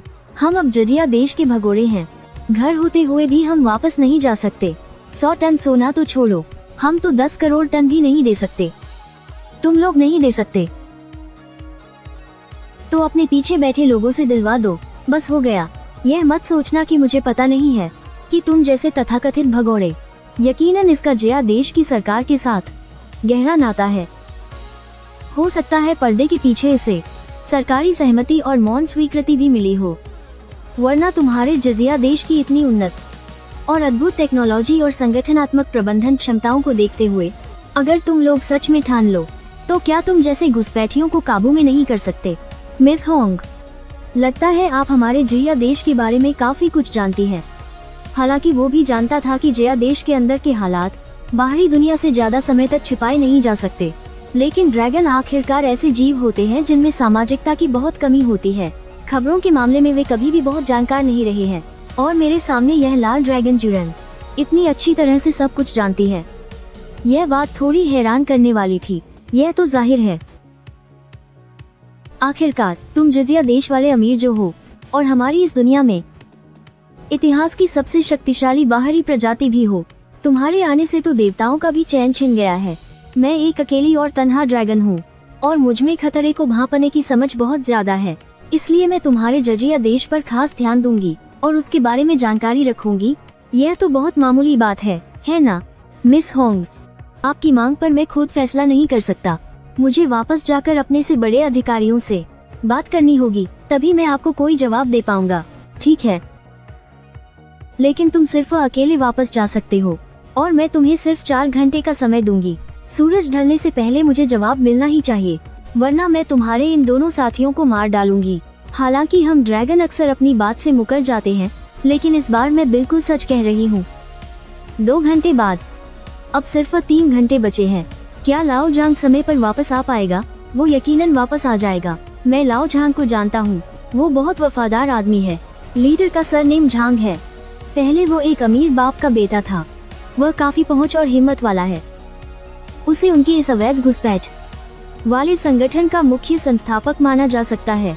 जब दूसरी दुनिया में जाने वाली ये घटना हुई, जब आम लोग दुनिया में हुए इस बदलाव से घबरा रहे थे, तो कुछ हिम्मत वाले और साधन संपन्न महत्वाकांक्षी लोगों ने चुपके से बाहरी दुनिया से संपर्क करना शुरू कर दिया था। और फिर उन्हें जल्द ही पता चल गया कि बाहरी जादुई दुनिया आधुनिक समाज की तुलना में कहीं ज्यादा दिलचस्प है। इसलिए इससे पहले कि देश इस पर ध्यान देता, लाओ झांग और दूसरों ने पहले ही सैकड़ों समान विचारधारा वाले नेटिजन्स को इकट्ठा कर लिया था और बाहरी दुनिया पर रिसर्च और खोजबीन शुरू कर दी थी। सिर्फ 6 महीने के छोटे से समय में उनका ये संगठन पहले ही 10,000 से ज्यादा आधिकारिक सदस्यों वाला बन चुका था और लाखों बाहरी सदस्य भी थे। और तो और उन्होंने एक संपर्कों और फायदों का एक बहुत बड़ा जाल भी बना लिया था, जो राजनीति और व्यापार दोनों को कवर करता था। अगर देश को समय पर इसका एहसास नहीं होता और उसने सोने और लोगों की आवाजाही पर निगरानी नहीं बढ़ाई होती, तो इन 6 महीनों में अवैध रूप से बाहर जाने वाले लोगों की संख्या सिर्फ 10-20 हजार नहीं होती, बल्कि लाखों में होती। पता है, बाहर की दुनिया में शामिल होने का टिकट आधा किलो सोना है। अगर सिर्फ 10 लाख लोग भी होते तो वो भी 500 टन सोना होता। अगर इसी रफ्तार से सोना बाहर जाता रहा तो शिया देश ज्यादा समय तक टिक नहीं पाएगा, पूरा देश तबाह हो जाएगा। चिंता मत करो, अगर वो वापस नहीं भी आ पाता तो भी मैं तुम लोगों को नहीं मारूंगा।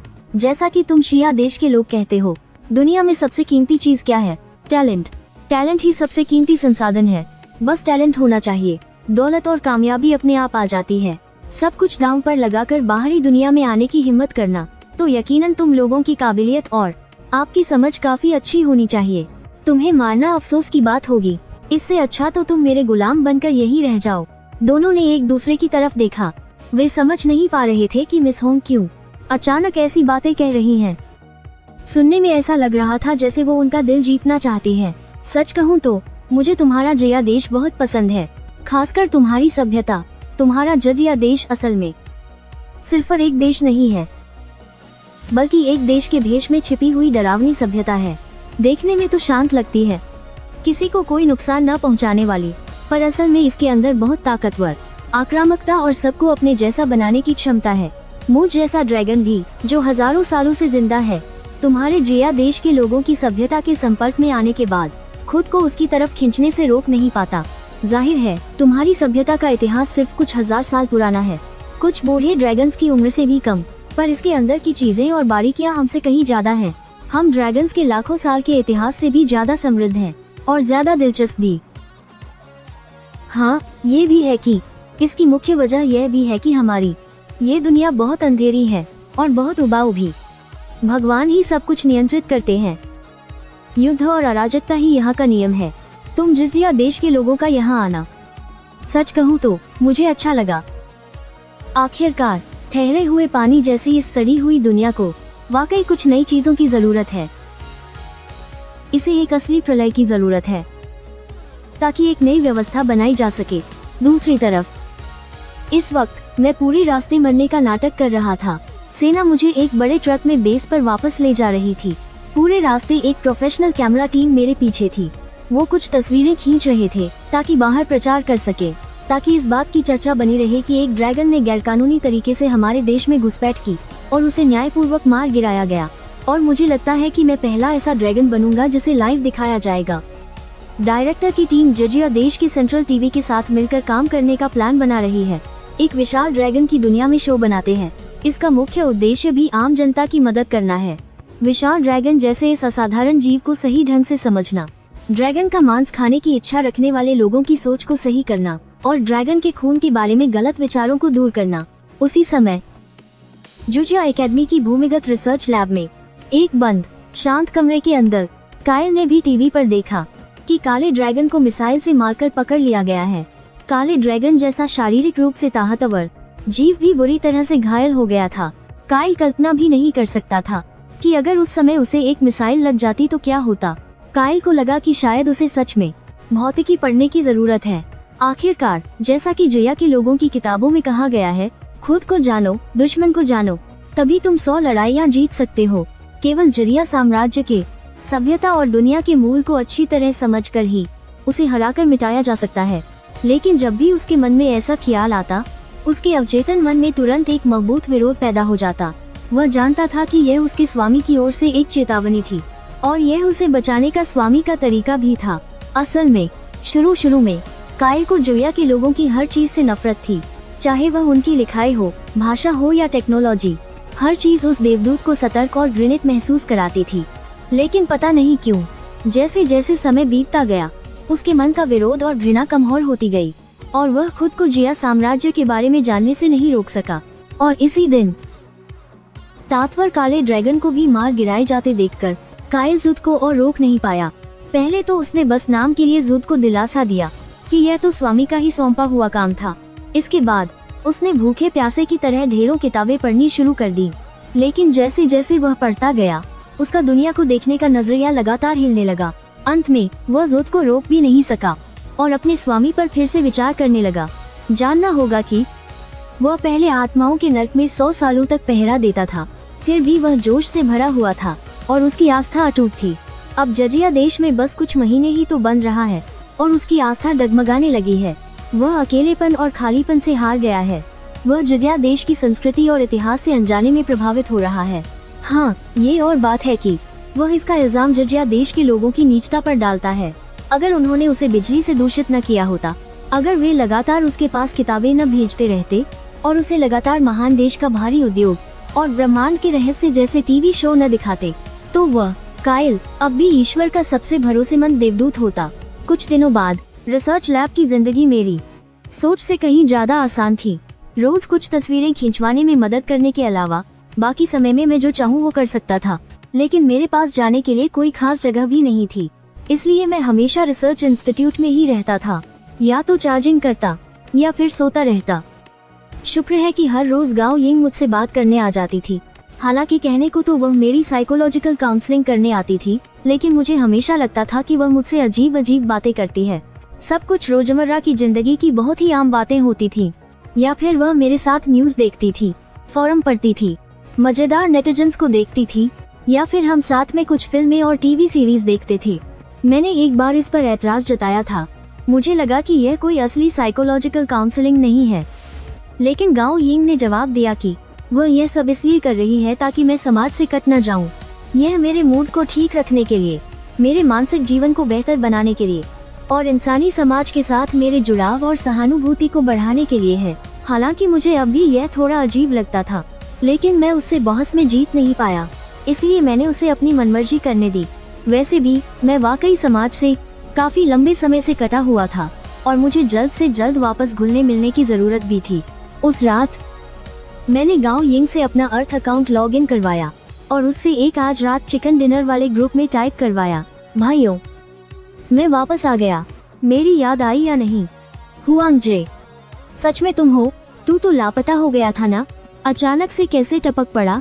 मुझे लगा कि तू भी ओल्ड श्या की तरह विदेश भाग गया है। यह सुनकर मैं थोड़ा उलझन में पड़ गया। सुना है कि विदेश का माहौल हम श्या देश के लोगों के लिए बहुत अनफ्रेंडली है, तो फिर ओल्ड श्या विदेश भागकर क्या करेगा? वो तो आम लोगों के लिए है। फैन ने थोड़ी नफरत से कहा। अमीर लोगों के लिए बात अलग है। विदेश के लोकल भगवानों को सोना बहुत पसंद है। बस उन्हें आधा किलो सोना चढ़ाना होता है और उनकी भक्त बनना होता है, तो उनकी दैवीय शक्ति का आशीर्वाद और सुरक्षा मिल जाती है, जिससे विदेश में आजादी से रहा जा सकता है। ओल्ड श्या ने यही रास्ता अपनाया। माँ की आंख। उस कुत्ते ने जाते वक्त मुझे एक बार आवाज तक नहीं दी और मैं उसे अपना भाई समझता था। अब देश ने सोने और देश से आने जाने पर निगरानी बढ़ा दी है। अब विदेश जाना उतना आसान नहीं रहा। यह बात 2-4 शब्दों में नहीं समझाई जा सकती और ऑनलाइन बात करने पर पकड़े जाने का डर है। तू अभी कहाँ है? आज रात हम दोनों मिलते हैं, तब आराम से बात करेंगे। मैं अभी शहर से बाहर हूँ, फिलहाल वापस नहीं आ सकता। ओल्ड श्या विदेश चला गया। तो फिर पान जजी का क्या? उसे क्या हुआ? उसने ग्रुप भी क्यों छोड़ दिया? वो बुरे भगवानों की भक्ति के चक्कर में पड़ गया था और उसका अकाउंट बैन हो गया और उसे गिरफ्तार भी कर लिया गया। अभी भी डिटेंशन सेंटर में बंद है। मुझे थोड़ी हैरानी हो रही है। पान जजी भी तो मैजिक सिटी यूनिवर्सिटी का एक होनहार स्टूडेंट है। उसने हायर एजुकेशन भी ली है। वो इन सब चक्करों में कैसे पड़ गया? अब वो कैसा है? ठीक है, शायद जल्द ही बाहर आ जाएगा। वैसे उसकी किस्मत भी खराब ही थी। पान जजी को एस्ट्रोनॉमी का शौक है ना? उसने एस्ट्रोनॉमी के शौकीनों के कुछ ग्रुप्स ज्वाइन किए थे। जब उसके पास कुछ करने को नहीं होता था तो उसे पसंद था अपना टेलीस्कोप लगाकर आसमान को देखना।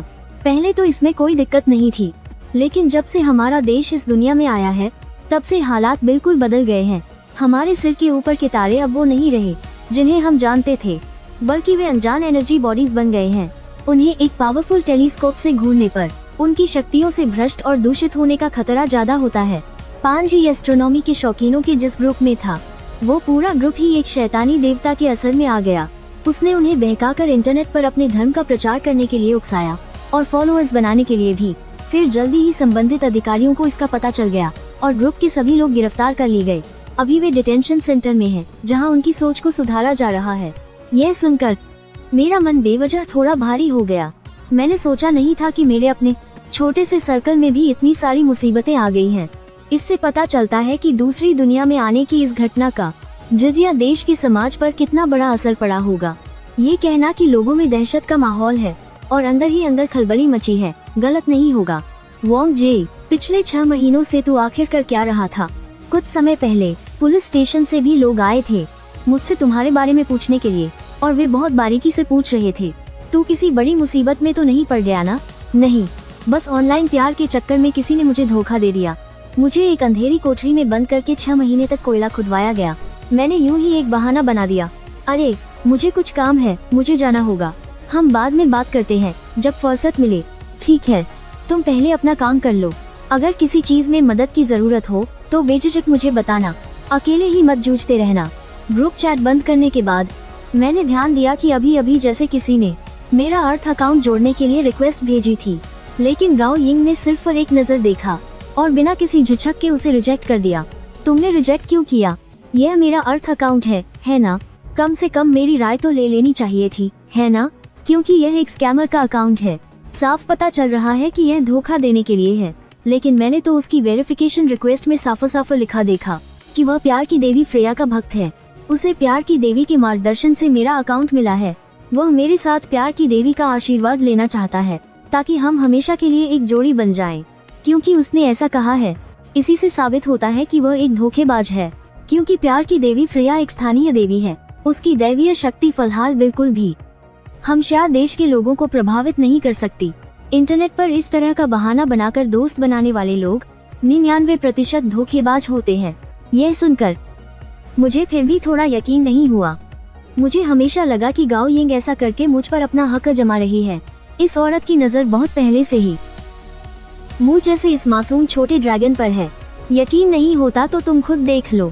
इंटरनेट पर इस बारे में ढेरों खबरें हैं। आखिरकार प्यार की देवी इस दुनिया में सच में मौजूद है। उसके नाम पर पैसे और जिस्म का धोखा देना मामूली घोटालों से तो कहीं ज्यादा चालाकी भरा है। मैंने थोड़ा सोचा और मुझे लगा कि बात में थोड़ा दम तो है। तो फिर प्यार की देवी में आस्था क्या हमारे शाह देश में बहुत ज्यादा फैली हुई है? मैं शाह देश के हालातों के बारे में सोचते हुए मैंने अचानक पूछा। आखिरकार सेक्स और प्यार की चाहत और उसकी तलाश हमेशा से हम इंसानों की फतरत और एक सहज प्रवृत्ति रही है। हमारे देश में अविवाहित लोगों की आबादी बहुत बड़ी है। बहुत से लोग अपनी पर्सनल लाइफ को लेकर काफी परेशान हैं। बस प्रेया की दैवीय शक्ति हमेशा से हमारे देश के अंदर असर नहीं कर पाई है, वरना वो तो मदद कर सकती थी हमारी कई सामाजिक समस्याओं को सुलझाने में। ये बात सुनकर मेरी आंखें फौरन चमक उठी। अगर प्यार की देवी फ्रेया जैसी किसी प्रोफेशनल को बुलाया जाए कुछ मैचमेकिंग वेबसाइट और मैरिज ब्यूरो वगैरह चलाने के लिए, तो बिजनेस पक्का बहुत चलेगा और खूब पैसा बनेगा। मैं जितना इस बारे में सोच रहा था, उतना ही मुझे ये आइडिया दमदार लग रहा था। आगे से अगर उनके भक्त मुझे फ्रेंड रिक्वेस्ट भेजें तो मैं चाहता हूँ कि तुम पहले मुझसे पूछ लो और फिर तय करना कि हाँ कहना है या ना। पर वो लोग तो साफ नकली भक्त हैं। वो प्यार की देवी का नाम लेकर धोखा दे रहे हैं। मिस्टर हुआंग, आपकी पहचान बहुत खास है। आप इन ऐरी गैरी औरतों के साथ बिल्कुल भी मेलजोल नहीं रख सकते। आपकी साइकोलॉजिकल काउंसलर होने के नाते मेरा फर्ज है कि मैं आपके लिए इन चीजों पर नजर रखूं। तुम इतना परेशान क्यों हो रही हो? मुझे ना जाने क्यों थोड़ी हंसी आ गई। मैं कोई बेवकूफ थोड़ी हूँ और न ही कोई ठरकी हूँ जो आसानी से फिसल जाए। मुझे धोखा देना इतना आसान नहीं है। मैंने उन्हें इसलिए ऐड किया क्योंकि मुझे प्यार की इस देवी फ्रेया में काफी दिलचस्पी है। मैं उन लोगों से कुछ जानकारी निकालना चाहता था ताकि आगे चलकर साथ काम करने में आसानी हो। वैसे भी फ्रेया है तो एक देवी ही, कौन गारंटी ले सकता है कि उनकी दैवीय शक्ति हमारे देश पर असर नहीं कर सकती। क्या पता अभी वाली लड़की सच में देवी के इशारे पर ही मुझे ढूंढ रही हो और वही मेरी किस्मत वाली हो। इतनी सारी किस्मत वालियाँ कहाँ से आ गईं? चलो एक पल के लिए मान भी लें कि अगर उनकी दैवीय शक्ति सच में इतनी जबरदस्त है, तो अभी वो जो लड़की थी डॉट मॉडल, उसने सिर्फ मेरा कांटेक्ट क्यों ऐड किया और सीधे मुझे फोन क्यों नहीं किया? मैंने मुस्कुराते हुए आंखें झपकाईं। पता नहीं क्यों गाओ यिंग को परेशान देखकर मुझे मजा आ रहा था। मेरा फोन नंबर तो बंद है ना? और यह तुम्हारा फोन है, इसमें तुम्हारा फोन नंबर है। यह सुनकर गाओ यिंग के पास कहने को कुछ नहीं था, लेकिन फ्रेया एक देवी है। अगर उसकी शक्ति सच में हमारे देश के मामलों में दखल दे सकती है, तो मैं नहीं मान सकता कि वो मेरा फोन नंबर नहीं ढूंढ सकती। अगर वह आदमी सच में फ्रेया के कहने पर आया था, तो उसे अब तक मुझे फोन कर देना चाहिए था। मेरे इतना कहते ही गाओ यिंग के हाथ में रखा फोन सच में वाइब्रेट होने लगा। कॉलर आईडी पर एक अननोन नंबर था। यह जरूर कोई ऑनलाइन वर्चुअल नंबर है, सिर्फ लोगों को ठगने के लिए। गाओ यिंग को मन ही मन कुछ बुरा होने का एहसास हुआ, लेकिन उसने तुरंत खुद को समझाने के लिए एक बहाना बना लिया और जल्दी से फोन काट दिया। इतना बड़ा इत्तेफाक नहीं हो सकता। मैं भी थोड़ा हैरान था, लेकिन मुझे लगा कि मुझे गाओ यिंग की भावनाओं का ख्याल रखना चाहिए। उसे और ज्यादा परेशान करना ठीक नहीं था, इसलिए मैंने कुछ नहीं कहा। लेकिन कुछ ही सेकंड बीते होंगे कि एक और अननोन नंबर से फोन आ गया। गाओ यिंग ने बिना सोचे समझे उसे फिर से काट दिया। फिर तीसरा और फिर चौथा फोन आया। जब गाओ यिंग गुस्से में फोन बंद करने ही वाली थी, तो मैं आखिरकार बोल पड़ा, उठा लो। इस तरह भागने से कुछ हल नहीं होगा। कम से कम तुम एक साइकोलॉजिकल काउंसलर तो हो, भले ही तुम्हें यह नौकरी जुगाड़ से मिली हो। गाओ यिंग की मेंटल स्ट्रेंथ ठीक ठाक तो थी। मेरे ऐसा कहने पर उसे तुरंत अपनी सिचुएशन समझ में आ गई। उसने खुद को शांत किया और फोन उठा लिया। हेलो, माफ कीजिए, आप कौन बोल रही हैं? फोन की दूसरी तरफ से कुछ देर खामोशी छाई रही। फिर एक हिचकिचाती हुई लड़की की आवाज आई, हेलो, क्या आप प्लीज हुआंग जे को फोन दे सकती हैं? हुआंग जे? मैं किसी हुआंग जे को नहीं जानती। आपने गलत नंबर मिलाया है। नहीं, ऐसा नहीं हो सकता। ये नंबर मुझे भगवान ने खुद दिया है। इसके जरिए मैं हुआंग जे से जरूर संपर्क कर सकती हूँ। ये बात सुनते ही गाओ यिंग का चेहरा बदल गया।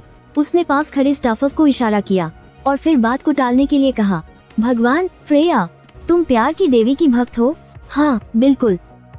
मैं न सिर्फ उनकी सच्ची भक्त हूँ, बल्कि उनकी चुनी हुई देवी भी हूँ। देवी? गाओ यिंग ने मुंह बनाया। तो फ्रेया ने तुम्हें हुआंग जे को ढूंढने के लिए क्यों कहा? ताकि वो मेरे साथ आकर फ्रेया का आशीर्वाद ले सके। फ्रेया ने खुद मुझसे कहा है कि हुआंग जे उनका चुना हुआ पुत्र है और वही मेरी किस्मत में लिखा मेरा एकमात्र प्यार है। हम दोनों जितनी जल्दी एक हो जाए उतना ही अच्छा है। फ्रेया की दैवीय शक्ति हमारे देश में तो असर नहीं कर सकती है ना? तो तुमने ये सब कैसे किया? सोने का इस्तेमाल करके? और कैसे? मैंने खासतौर पर देश के बाहर जाकर उन्हें 100 जिन सोना चढ़ाया है। भले ही गाओ यिंग की परवरिश बहुत अच्छी हुई थी, लेकिन इस वक्त वो मन ही मन में गाली दिए बिना नहीं रह सकी। ये साली कितनी अमीर है, सोचो जरा। 100 जिन सोने की कीमत ही 2.5 करोड़ शिया करेंसी से ज्यादा है। और तो और आजकल शिया देश में सोने पर निगरानी भी बहुत सख्त है। इस औरत का परिवार पक्का बहुत ज्यादा अमीर होगा और उनके हाथ भी बहुत लंबे होंगे। क्या तुम्हें नहीं पता कि बिना इजाजत देश के बाहर जाना और इतने सारे सोने की तस्करी करना एक बहुत बड़ा जुर्म है? हाँ, मुझे पता है, इसलिए मुझे जल्द से जल्द हुआंग जे से संपर्क करना है ताकि वो मेरे साथ भाग सके। गाओ यिंग निशब्द रह गई। तभी उसे एहसास हुआ कि सामने वाली लड़की साफ तौर पर बहुत भोली और नादान थी। चूँकि तुम फ्रेया की संत हो तो तुम उसके बारे में बहुत कुछ जानती होगी, है ना? बेशक। तुम क्या जानना चाहती हो? कहीं तुम भी हमारे प्रेम देव के पंथ में शामिल तो नहीं होना चाहती? हाँ, थोड़ा बहुत तो मन है। गाओ यिंग ने दिलचस्पी दिखाने का नाटक किया, लेकिन मुझे पहले एक सवाल का जवाब चाहिए। फ्रेया अपनी दिव्य शक्ति का इस्तेमाल आखिर करती कैसे है? क्या मतलब? सामने वाली को एक पल के लिए समझ नहीं आया। मेरा मतलब है, फ्रेया तुम लोगों की मदद कैसे करती है? तुम जैसे भक्तों को अपना जीवन साथी ढूंढने में। क्या वो बिग डेटा का इस्तेमाल करती है या कुछ और? यह सुनकर वह और भी ज्यादा हैरान हो गई। सोचो जरा, फ्रेया प्यार की देवी है तो उसके भक्त भी बहुत ज्यादा होंगे। कम से कम करोड़ों भक्त तो होंगे ही। इतनी बड़ी संख्या को संभालना तो यकीनन बहुत ही मुश्किल काम होगा।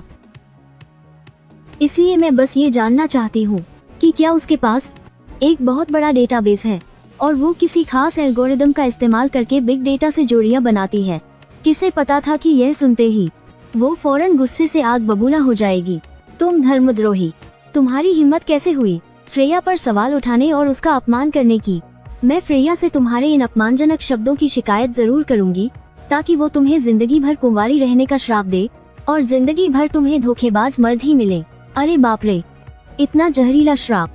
मैं तो डर ही गई। फ्रेया की पसंद इतनी खराब है क्या?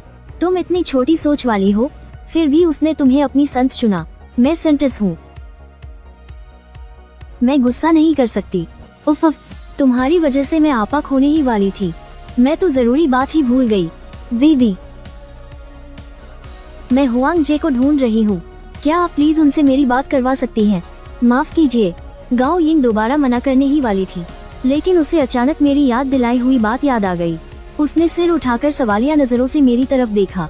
मैंने सिर हिलाकर मना कर दिया। अभी अभी गाओ यिंग ने जो सवाल पूछा था वो मेरे मन में भी था। प्यार का देवता आखिर अपनी दिव्य शक्ति का इस्तेमाल कैसे करता है? वो लोगों के लिए रिश्ते कैसे तय करता है और उसके फैसले का आधार क्या होता है? क्या वो इंसान की सुंदरता और ज्ञान को देखता है या उसकी सोच और स्वभाव जैसे कई और पहलुओं पर भी गौर करता है, या फिर वो रैंडमली किसी को भी चुन लेता है, सीधे अंदरूनी डेटा में हेर फेर करके लोगों के मन और पसंद नापसंद को बदलकर जबरदस्ती दो लोगों को एक साथ कर देता है? मैं जितना सोच रही थी मुझे दूसरे वाली बात ही ज्यादा सही लग रही थी। मुझे लगा कि ये प्यार का देवता शायद उतना भरोसेमंद नहीं है जितना कहानियों में बताया जाता है। ये देखकर कि मैं उस लड़की से बात नहीं करना चाहती, गाओ यिंग ये देखकर बहुत खुश हुई। माफ करना, यहाँ हुआंग जे नाम का कोई नहीं है, तुमने गलत नंबर लगाया है। आमतौर पर तो उसे अब तक फोन काट देना चाहिए था, लेकिन अफसोस टेक्निकल डिपार्टमेंट ने अब तक दूसरी तरफ से फोन करने वाले की जानकारी और पता ट्रैक नहीं किया था, इसलिए गाओ यिंग को उससे थोड़ी देर और बहस करनी पड़ी। हो ही नहीं सकता, मैंने आंखें बंद करके नंबर डायल किया था, तो गलत कैसे हो सकता है? पक्का तुम एक बुरी औरत हो जो हुआंग जे से मेरी बात नहीं करवाना चाहती। छोटी बहन, तुम्हारा दिमाग ठीक तो है? आंखें बंद करके डायल किया गया नंबर सही कैसे हो सकता है? तुम नहीं समझोगे। मुझे अपनी आंखें इसलिए बंद करनी पड़ी क्योंकि सिर्फ ऐसा करने से ही रेया की दिव्य शक्ति का मार्गदर्शन महसूस हो सकता है। इसका मतलब ये हुआ कि उसने खुद अपने हाथों से मेरा नंबर मिलाया। यह सुनकर बर मिलते ही वहाँ पहुँचे डिंग शुवेन का चेहरा भी थोड़ा गंभीर हो गया। सोचा नहीं था कि प्रेम की देवी की ताकत सच में देश के अंदर तक असर कर सकती है, और गाओ यिंग को भी अजीब सी बेचैनी महसूस होने लगी। तभी फोन की दूसरी तरफ से फिर से आवाज आई, इसलिए तुम जल्दी से हुआंग जे को फोन दो, वरना मैं तुम्हारे साथ अच्छा सलूक नहीं करूंगी। मैं तो सच में हुआंग से नाम के एक लड़के को जानती हूँ, लेकिन मैं तुम्हारी उससे बात नहीं करवाऊंगी। क्यों? अगर मेरा बर्ताव आपके साथ ठीक नहीं था तो मैं माफी मांग सकती हूँ। मुझे मांग कर दीजिए, मैं आपसे विनती करती हूँ, मेरी हुआंग जे से बात करवा दीजिए ना। बिल्कुल नहीं। गाओ यिंग ने सिर उठाकर मेरी तरफ देखा और फिर बेरुई से जवाब दिया, क्योंकि वो अब मेरा बॉयफ्रेंड है। मैं तुम जैसी घर तोड़ने वाली को उससे कैसे मिलने दे सकती हूँ? नामुमकिन, तुम झूठ बोल रही हो। उसकी गर्लफ्रेंड मैं हूँ। यह सुध रिया ने तय किया है। रिया का नाम लेकर मुझे डराने की कोशिश मत करो। मेरा रिश्ता तो युद्ध युए लाओ ने तय किया है। हम शिया देश के लोगों पर रिया का बौर नहीं चलता। अच्छा, तो तुम जानबूझकर मुझसे पंगा ले रही हो, है ना? कोई बात नहीं। चाहे प्यार के रास्ते में पहाड़ हो या समंदर, उन्हें भी पार किया जा सकता है। वक्त आने पर मैं तुम्हें देख लूंगी। इस पर गाओ यिंग को भी अचानक गुस्सा आ गया। उस वक्त तक इंतजार करने की जरूरत नहीं है। तुम अभी अपना नाम बताओ।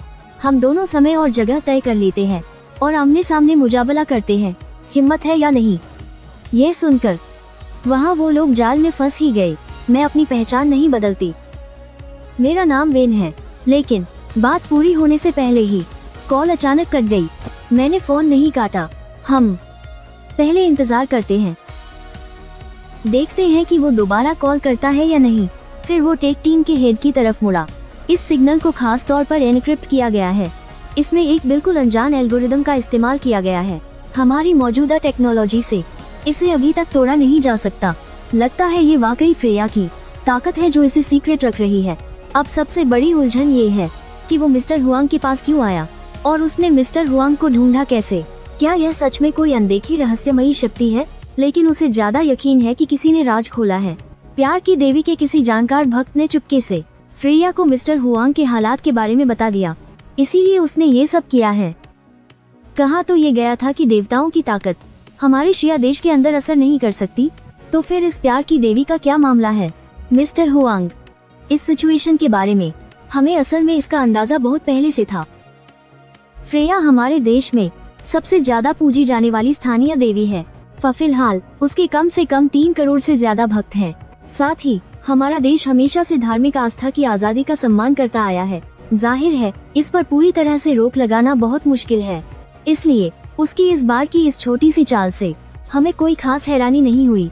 असल में हमने इससे भी बुरे हालातों के बारे में सोचा है, और वो ये है कि अगर कभी ऐसा हुआ कि हमारे देश को बाहरी दुनिया से अलग करने वाला सुरक्षा घेरा गायब हो जाए तो क्या किया जाएगा। उन घूरते हुए देवताओं और राक्षसों की तो बात ही छोड़ो, सिर्फ जिया देश के चारों ओर मौजूद अलौकिक जीव ही जजिया साम्राज्य को मुसीबत में डालने के लिए काफी है। हम में से कई लोगों को इसका गहरा एहसास है कि वो घेरा देर सवेर गायब हो जाएगा और यह समय बहुत जल्द आएगा। इसीलिए हमें हमेशा सबसे बुरे के लिए तैयार रहना चाहिए और हमें जल्द से जल्द पूरी तैयारी भी कर लेनी चाहिए। रात तक प्यार की देवी के उस भक्त ने दोबारा फोन नहीं किया। लगता है फ्रेया को कुछ गड़बड़ महसूस हो गई थी और उसने उस भक्त को कोई बेवकूफी करने से रोक दिया। इस समय तक ज्यादातर कर्मचारी भी काम से जा चुके थे। बस मैं अकेला ड्रैगन रात में तारे देख रहा था। दक्षिण पश्चिम की रात के आसमान में एक धुंधले तारे को निहार रहा था। सुना है कि यही फ्रेया का दिव्य साम्राज्य है। देखते देखते मुझे अचानक लगा कि मेरी यह नजर कुछ खास अच्छी नहीं है। आसमान के तारे भी साफ नहीं दिख रहे। किसी दूरबीन से तो बहुत ही खराब है। पता है, असाधारण जीवों का अपने शरीर पर बर्दाश्त नियंत्रण होता है। शायद अगर मैं अपना ध्यान शरीर के किसी हिस्से पर पूरी तरह से लगाऊं, तो अपनी इच्छा शक्ति का इस्तेमाल करके वहाँ की हर एक कोशिका को बदल सकता हूँ, उन्हें फिर से व्यवस्थित कर सकता हूँ, जिससे वहाँ का अंग और भी शक्तिशाली बन जाएगा। बस अपनी रेटिना का फोकस ही तो बदलना है। यह मुश्किल नहीं होना चाहिए, है ना? यह सोचते ही मैं जोरन काम पर लग गया। मैंने तुरंत अपनी आंखें बंद कर ली और अपना ध्यान लगाया। मेरे ऐसा करने पर मेरे दिल से ढेर सारा इलेक्ट्रिक चार्ज उमड़ पड़ा और मेरी दोनों आंखों की तरफ इकट्ठा होने लगा। वह इतना जबरदस्त था कि ड्रैगन की मोटी खाल के बावजूद मेरे शरीर के अंदर बिजली की चमक देखी जा सकती थी। और यह नजारा देखकर ड्यूटी पर मौजूद कर्मचारी जोरन घबरा गया। मिस्टर होंग, आपको क्या हुआ? आपकी आंखों में कौन सिगरेट पी रहा है? जब मैंने कोई जवाब नहीं दिया तो उसने जोरन एकेडमिशियन डिंग को वब्बर कर दी। ज्यादा देर नहीं लगी, डिंग जुवेन हाफते हुए वहां आ गया और इस वक्त तक मैंने अपनी आंखों को भी बदल लिया था और उसे सारी बात समझा दी। सच जानकर डिंग जुवेन हैरान होने के साथ साथ बहुत खुश भी था। आखिरकार अब मैं बिजली से अपने शरीर को तेजी से चार्ज कर सकता हूँ, साथ ही अपनी मर्जी से शरीर की बनावट को बदल और मजबूत कर सकता हूँ।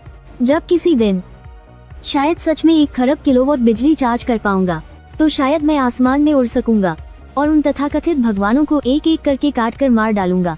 हालांकि मुझे ये कुछ ज्यादा ही अजीब लगा। पर डिंग जुवेन ऐसा नहीं सोचता था, क्योंकि भगवान भी जन्म से ही ताकतवर नहीं थे। तुम्हारी अभी की काबिलियत से और हमारे पूरे देश के सहारे तुम जरूर उनसे आगे निकल सकते हो। इन पुराने भगवानों ने इस दुनिया पर बहुत बहुत लंबे समय से राज किया है। अब हम जर्जिया देश के लोगों को एक नई व्यवस्था बनानी चाहिए और यहाँ का मालिक बनना चाहिए।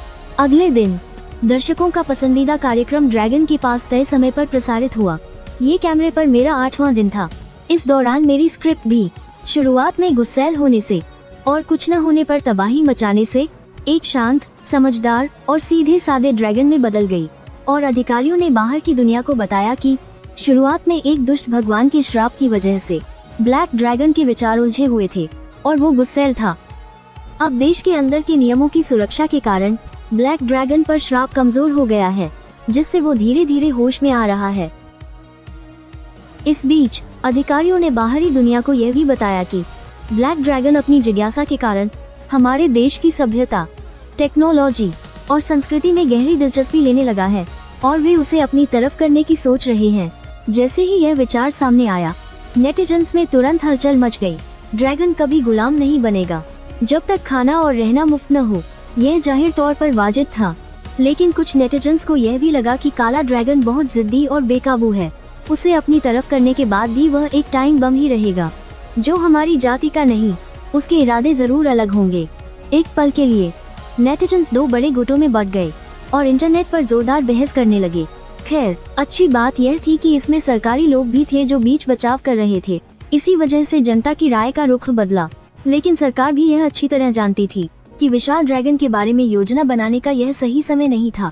इस नाटक को पूरी तरह से असली दिखाने के लिए उन्होंने फिर भी काले ड्रैगन को पहले सीमा पार वापस छोड़ने का फैसला किया। अगले दिन दोपहर में न्यूज चैनल पर यह दिखाया गया कि काला ड्रैगन लंबे समय तक जादुई शक्ति की कमी के कारण और साथ ही इन कुछ दिनों की जोरदार पढ़ाई की वजह से अब कोमा में जा चुका है।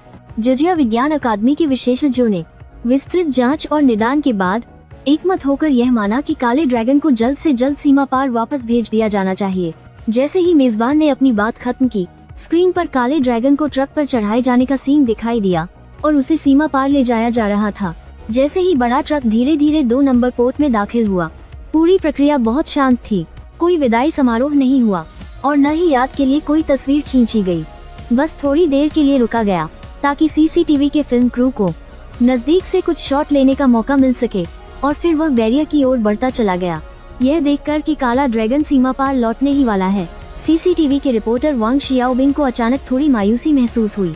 इससे पहले सेना के इंचार्ज ने उससे कहा था कि अगर काला ड्रैगन अभी जाग गया होता तो उसे इंटरव्यू के लिए कुछ मिनट दिए जाते।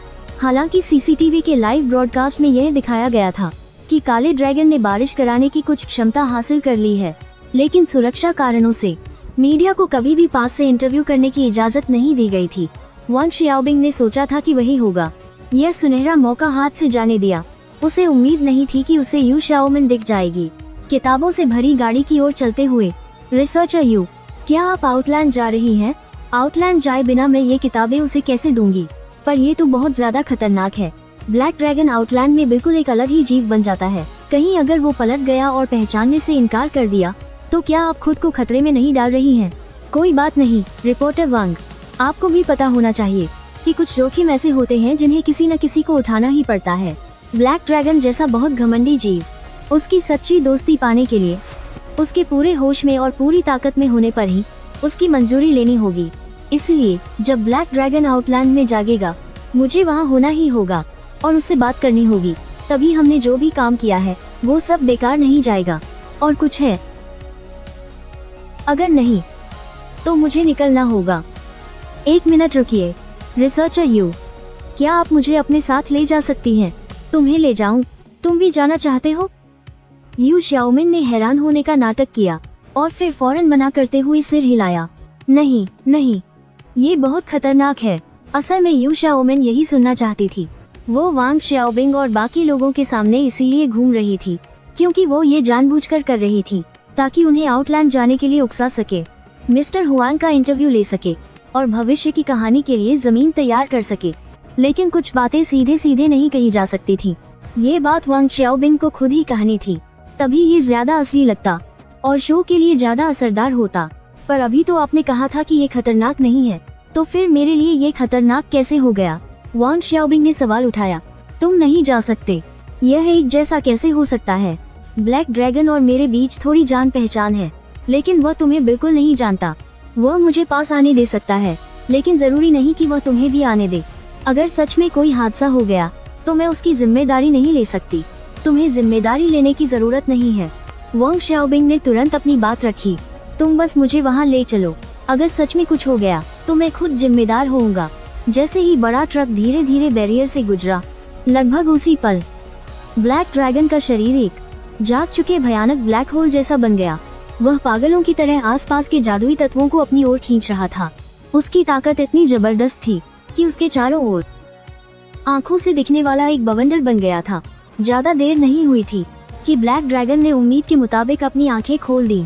उसी पल सभी दर्शक हैरान होकर सांसें थामे रह गए। जादुई तत्वों से भरपूर बाहरी दुनिया में होने की वजह से ब्लैक ड्रैगन का आभामंडल पूरी तरह से बदल गया था। वह चारों ओर एक चक्कर लगाया, अपने शरीर को थोड़ा हिलाया डुलाया और फिर अचानक एक दहाड़ मारी। उसने जोर से बगल के बड़े ट्रक पर ड्रैगन की आग का एक बड़ा गोला फेंका। ड्रैगन की आग का वह गोला कई मीटर दूर तक गया। बड़े ट्रक को तो धमाका होने का मौका भी नहीं मिला। वह सीधे पिघले हुए लोहे के तालाब में बदल गया।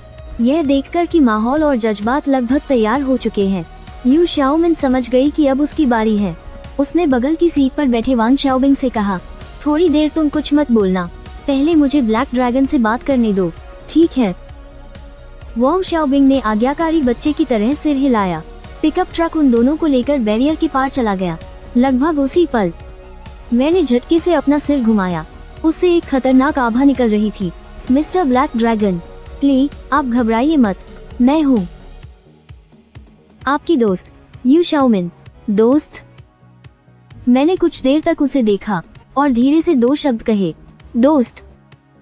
यू शाओमिन ने अपनी एक्टिंग जारी रखी और खुद ही कुछ कदम आगे बढ़ी। मैंने भी जबरदस्त एक्टिंग की। मैंने अपना ड्रैगन वाला चेहरा लगभग यू शाओमिन के सिर से सटा दिया। ऐसा कई मिनट तक चलता रहा, तब जाकर मैंने अपना सिर पीछे हटाया। बहुत अच्छे, तुम बहुत साहसी हो। तुम सच में मेरी दोस्त बनने के लायक हो। मैं ड्यूस भले ही एहसान चुकाना नहीं जानता, लेकिन इस बार मैं तुम शिया देश के लोगों का एहसान मानता हूँ। मुझे बचाने के लिए तुम लोगों का शुक्रिया। ड्यूस, तुम्हारा नाम ड्यूस है। यू शाओमिन ने हैरान और खुश होने का नाटक किया। सही कहा। मैंने 45 डिग्री के एंगल पर आसमान की तरफ देखा। मेरी आवाज़ गहरी थी। मुझे ये नाम इस्तेमाल किए हुए बहुत समय हो गया है। आप ऐसा क्यों कह रहे हैं? यू शाओमिन ने सही मौके पर पूछा, क्योंकि गुलामों को अपना नाम रखने का हक नहीं होता, और मैं पूरे 300 सालों तक एक दुष्ट देवता का गुलाम था। मुझे माफ करना मेरे दोस्त, मैंने अनजाने में तुम्हें तुम्हारी दुखद बातें याद दिला दी। कोई बात नहीं, मुझ में इतना बड़प्पन तो है। हालांकि तुम शिया देश के लोगों ने पहले कुछ ऐसी चीजें की जिनसे मुझे बहुत गुस्सा आया, लेकिन आखिरकार तुमने मेरी जान भी बचाई है। और तुम लोगों ने ऐसा भी नहीं किया कि मैं एक विशाल ड्रैगन हूँ तो मुझे गुलाम बनाकर कैद कर लो, बल्कि तुमने मुझे पूरा सम्मान और आज़ादी दी। हर लिहाज से मैं आप लोगों की इस दोस्ती को हमेशा याद रखूंगा। तुम ऐसा सोच सकते हो, यह तो बहुत अच्छी बात है। डीएस, ये हमारे शिया देश के सीसीटीवी के रिपोर्टर वांग शाओबिंग हैं। वो आपका इंटरव्यू लेना चाहते हैं। क्या ये ठीक रहेगा? मैं झुका और कुछ देर वांग शाओबिंग को देखता रहा। ठीक है, आपका शिया देश एक महान देश है। मुझ पर इसका एहसान है और इसे मेरा सम्मान मिलना ही चाहिए। मिस्टर डीएस, नमस्ते। मैं सीसीटीवी रिपोर्टर वांग शाओबिंग हूँ। आपसे मिलकर बहुत खुशी हुई, मिस्टर डीएस। सब लोग आपके बारे में जानने के लिए बहुत उत्सुक हैं। क्या आप अपना परिचय दे सकते हैं? मेरे बारे में बताने के लिए कुछ खास नहीं है, बस सुदूर उत्तर से आया एक काला ड्रैगन हूँ। 300 साल से ज्यादा उम्र है। 300 साल जेल में रहा। कुछ समय पहले जिस दुष्ट देवता ने मुझे कैद किया था, वो किसी वजह से बुरी तरह जख्मी हो गया। तब जाकर मैं इन बेड़ियों से आजाद हो पाया और दक्षिण की तरफ आ गया। गलती से आपके शाह देश में घुस आया। डीएस तो आपके नाम का सिर्फ एक हिस्सा होगा, है ना? आपका असली ड्रैगन नाम क्या है? हम ड्रैगन्स के असली नाम असल में हमारे खानदान के शजरे की तरह होते हैं। मेरी पीढ़ी तक आते आते उसे पूरा पढ़ने में कम से कम 10 मिनट से ज्यादा लगेंगे। मुझे लगता है कि इसकी कोई जरूरत नहीं है। जाहिर है ये सब बकवास थी, क्योंकि मुझे अपना असली नाम पता ही नहीं था। आपको पता होना चाहिए कि एक विशाल ड्रैगन का असली नाम सिर्फ ड्रैगन भाषा में ही बोला जा सकता है, और ड्रैगन भाषा एक बहुत ही पुरानी और जटिल जादुई भाषा है। आम इंसान तो उसे समझना तो दूर, उसे याद रखकर दोहरा भी नहीं सकते, इसलिए मैं कोई नाम बना भी नहीं सकता था। वांग शाओबिंग को थोड़ा अफसोस तो हुआ, लेकिन फिर भी उसने आगे पूछा, मिस्टर ड्यूस, आपसे आमने सामने मिलने से पहले मैं हमेशा सोचती थी कि आप एक बहुत ही खतरनाक और बहुत जल्दी गुस्सा होने वाले ड्रैगन हैं, लेकिन अब आप मुझे बहुत शांत स्वभाव के लग रहे हैं और काफी मिलनसार भी। ये आपके उस व्यवहार से जो आपने सीमा के अंदर दिखाया था उससे बिल्कुल अलग है। क्या आप बता सकते हैं कि इसकी क्या वजह है जिससे आप में इतना बड़ा बदलाव आया? तुम शिया देश के लोगों का एक मुहावरा है ना, जिसे पल में तोला पल में माशा कहते हैं। तुम लोगों ने मुझे अब आजाद कर दिया है, तो जाहिर है कि मैं अभी खुश हूँ, लेकिन थोड़ी देर बाद का कुछ कह नहीं सकता। वांग शाओबिंग अनजाने में एक कदम पीछे हट गई। मिस्टर ड्यूस, आप तो काफी मजाकिया हैं। आपकी शिया भाषा काफी अच्छी हो गई है। क्या यह ड्रैगन्स की भाषा सीखने की खास काबिलियत की वजह से है? तुमने एक जादू के बारे में सुना होगा जिसे भाषाओं का ज्ञान कहते हैं। कई पुरानी जादुई भाषाओं की तुलना में तुम लोगों की शिया भाषा असल में बिल्कुल भी मुश्किल नहीं है, इसे सीखना बहुत आसान है। तो इसका मतलब यह हुआ कि आपका वो पहले वाला सारा व्यवहार सिर्फ एक दिखावा था। आप छिपकर हम पर नजर रख रहे थे। आधा आधा समझ लो। आधा तो इसलिए कि उस वक्त मेरे शरीर में जो श्राप था वो पूरी तरह से खत्म नहीं हुआ था, मेरा मिजाज ठीक नहीं रहता था, और आधा इसलिए कि मैं सच में दिखावा कर रहा था ताकि तुम लोग बेफिक्र हो जाओ। मैं छिपकर नजर रख रहा था और छिपकर तुम शिया देश के लोगों को समझ रहा था। तो सब कुछ देखकर आपको हमारा शिया देश असल में कैसा लगा? बहुत महान और बहुत शक्तिशाली, बहुत भयानक।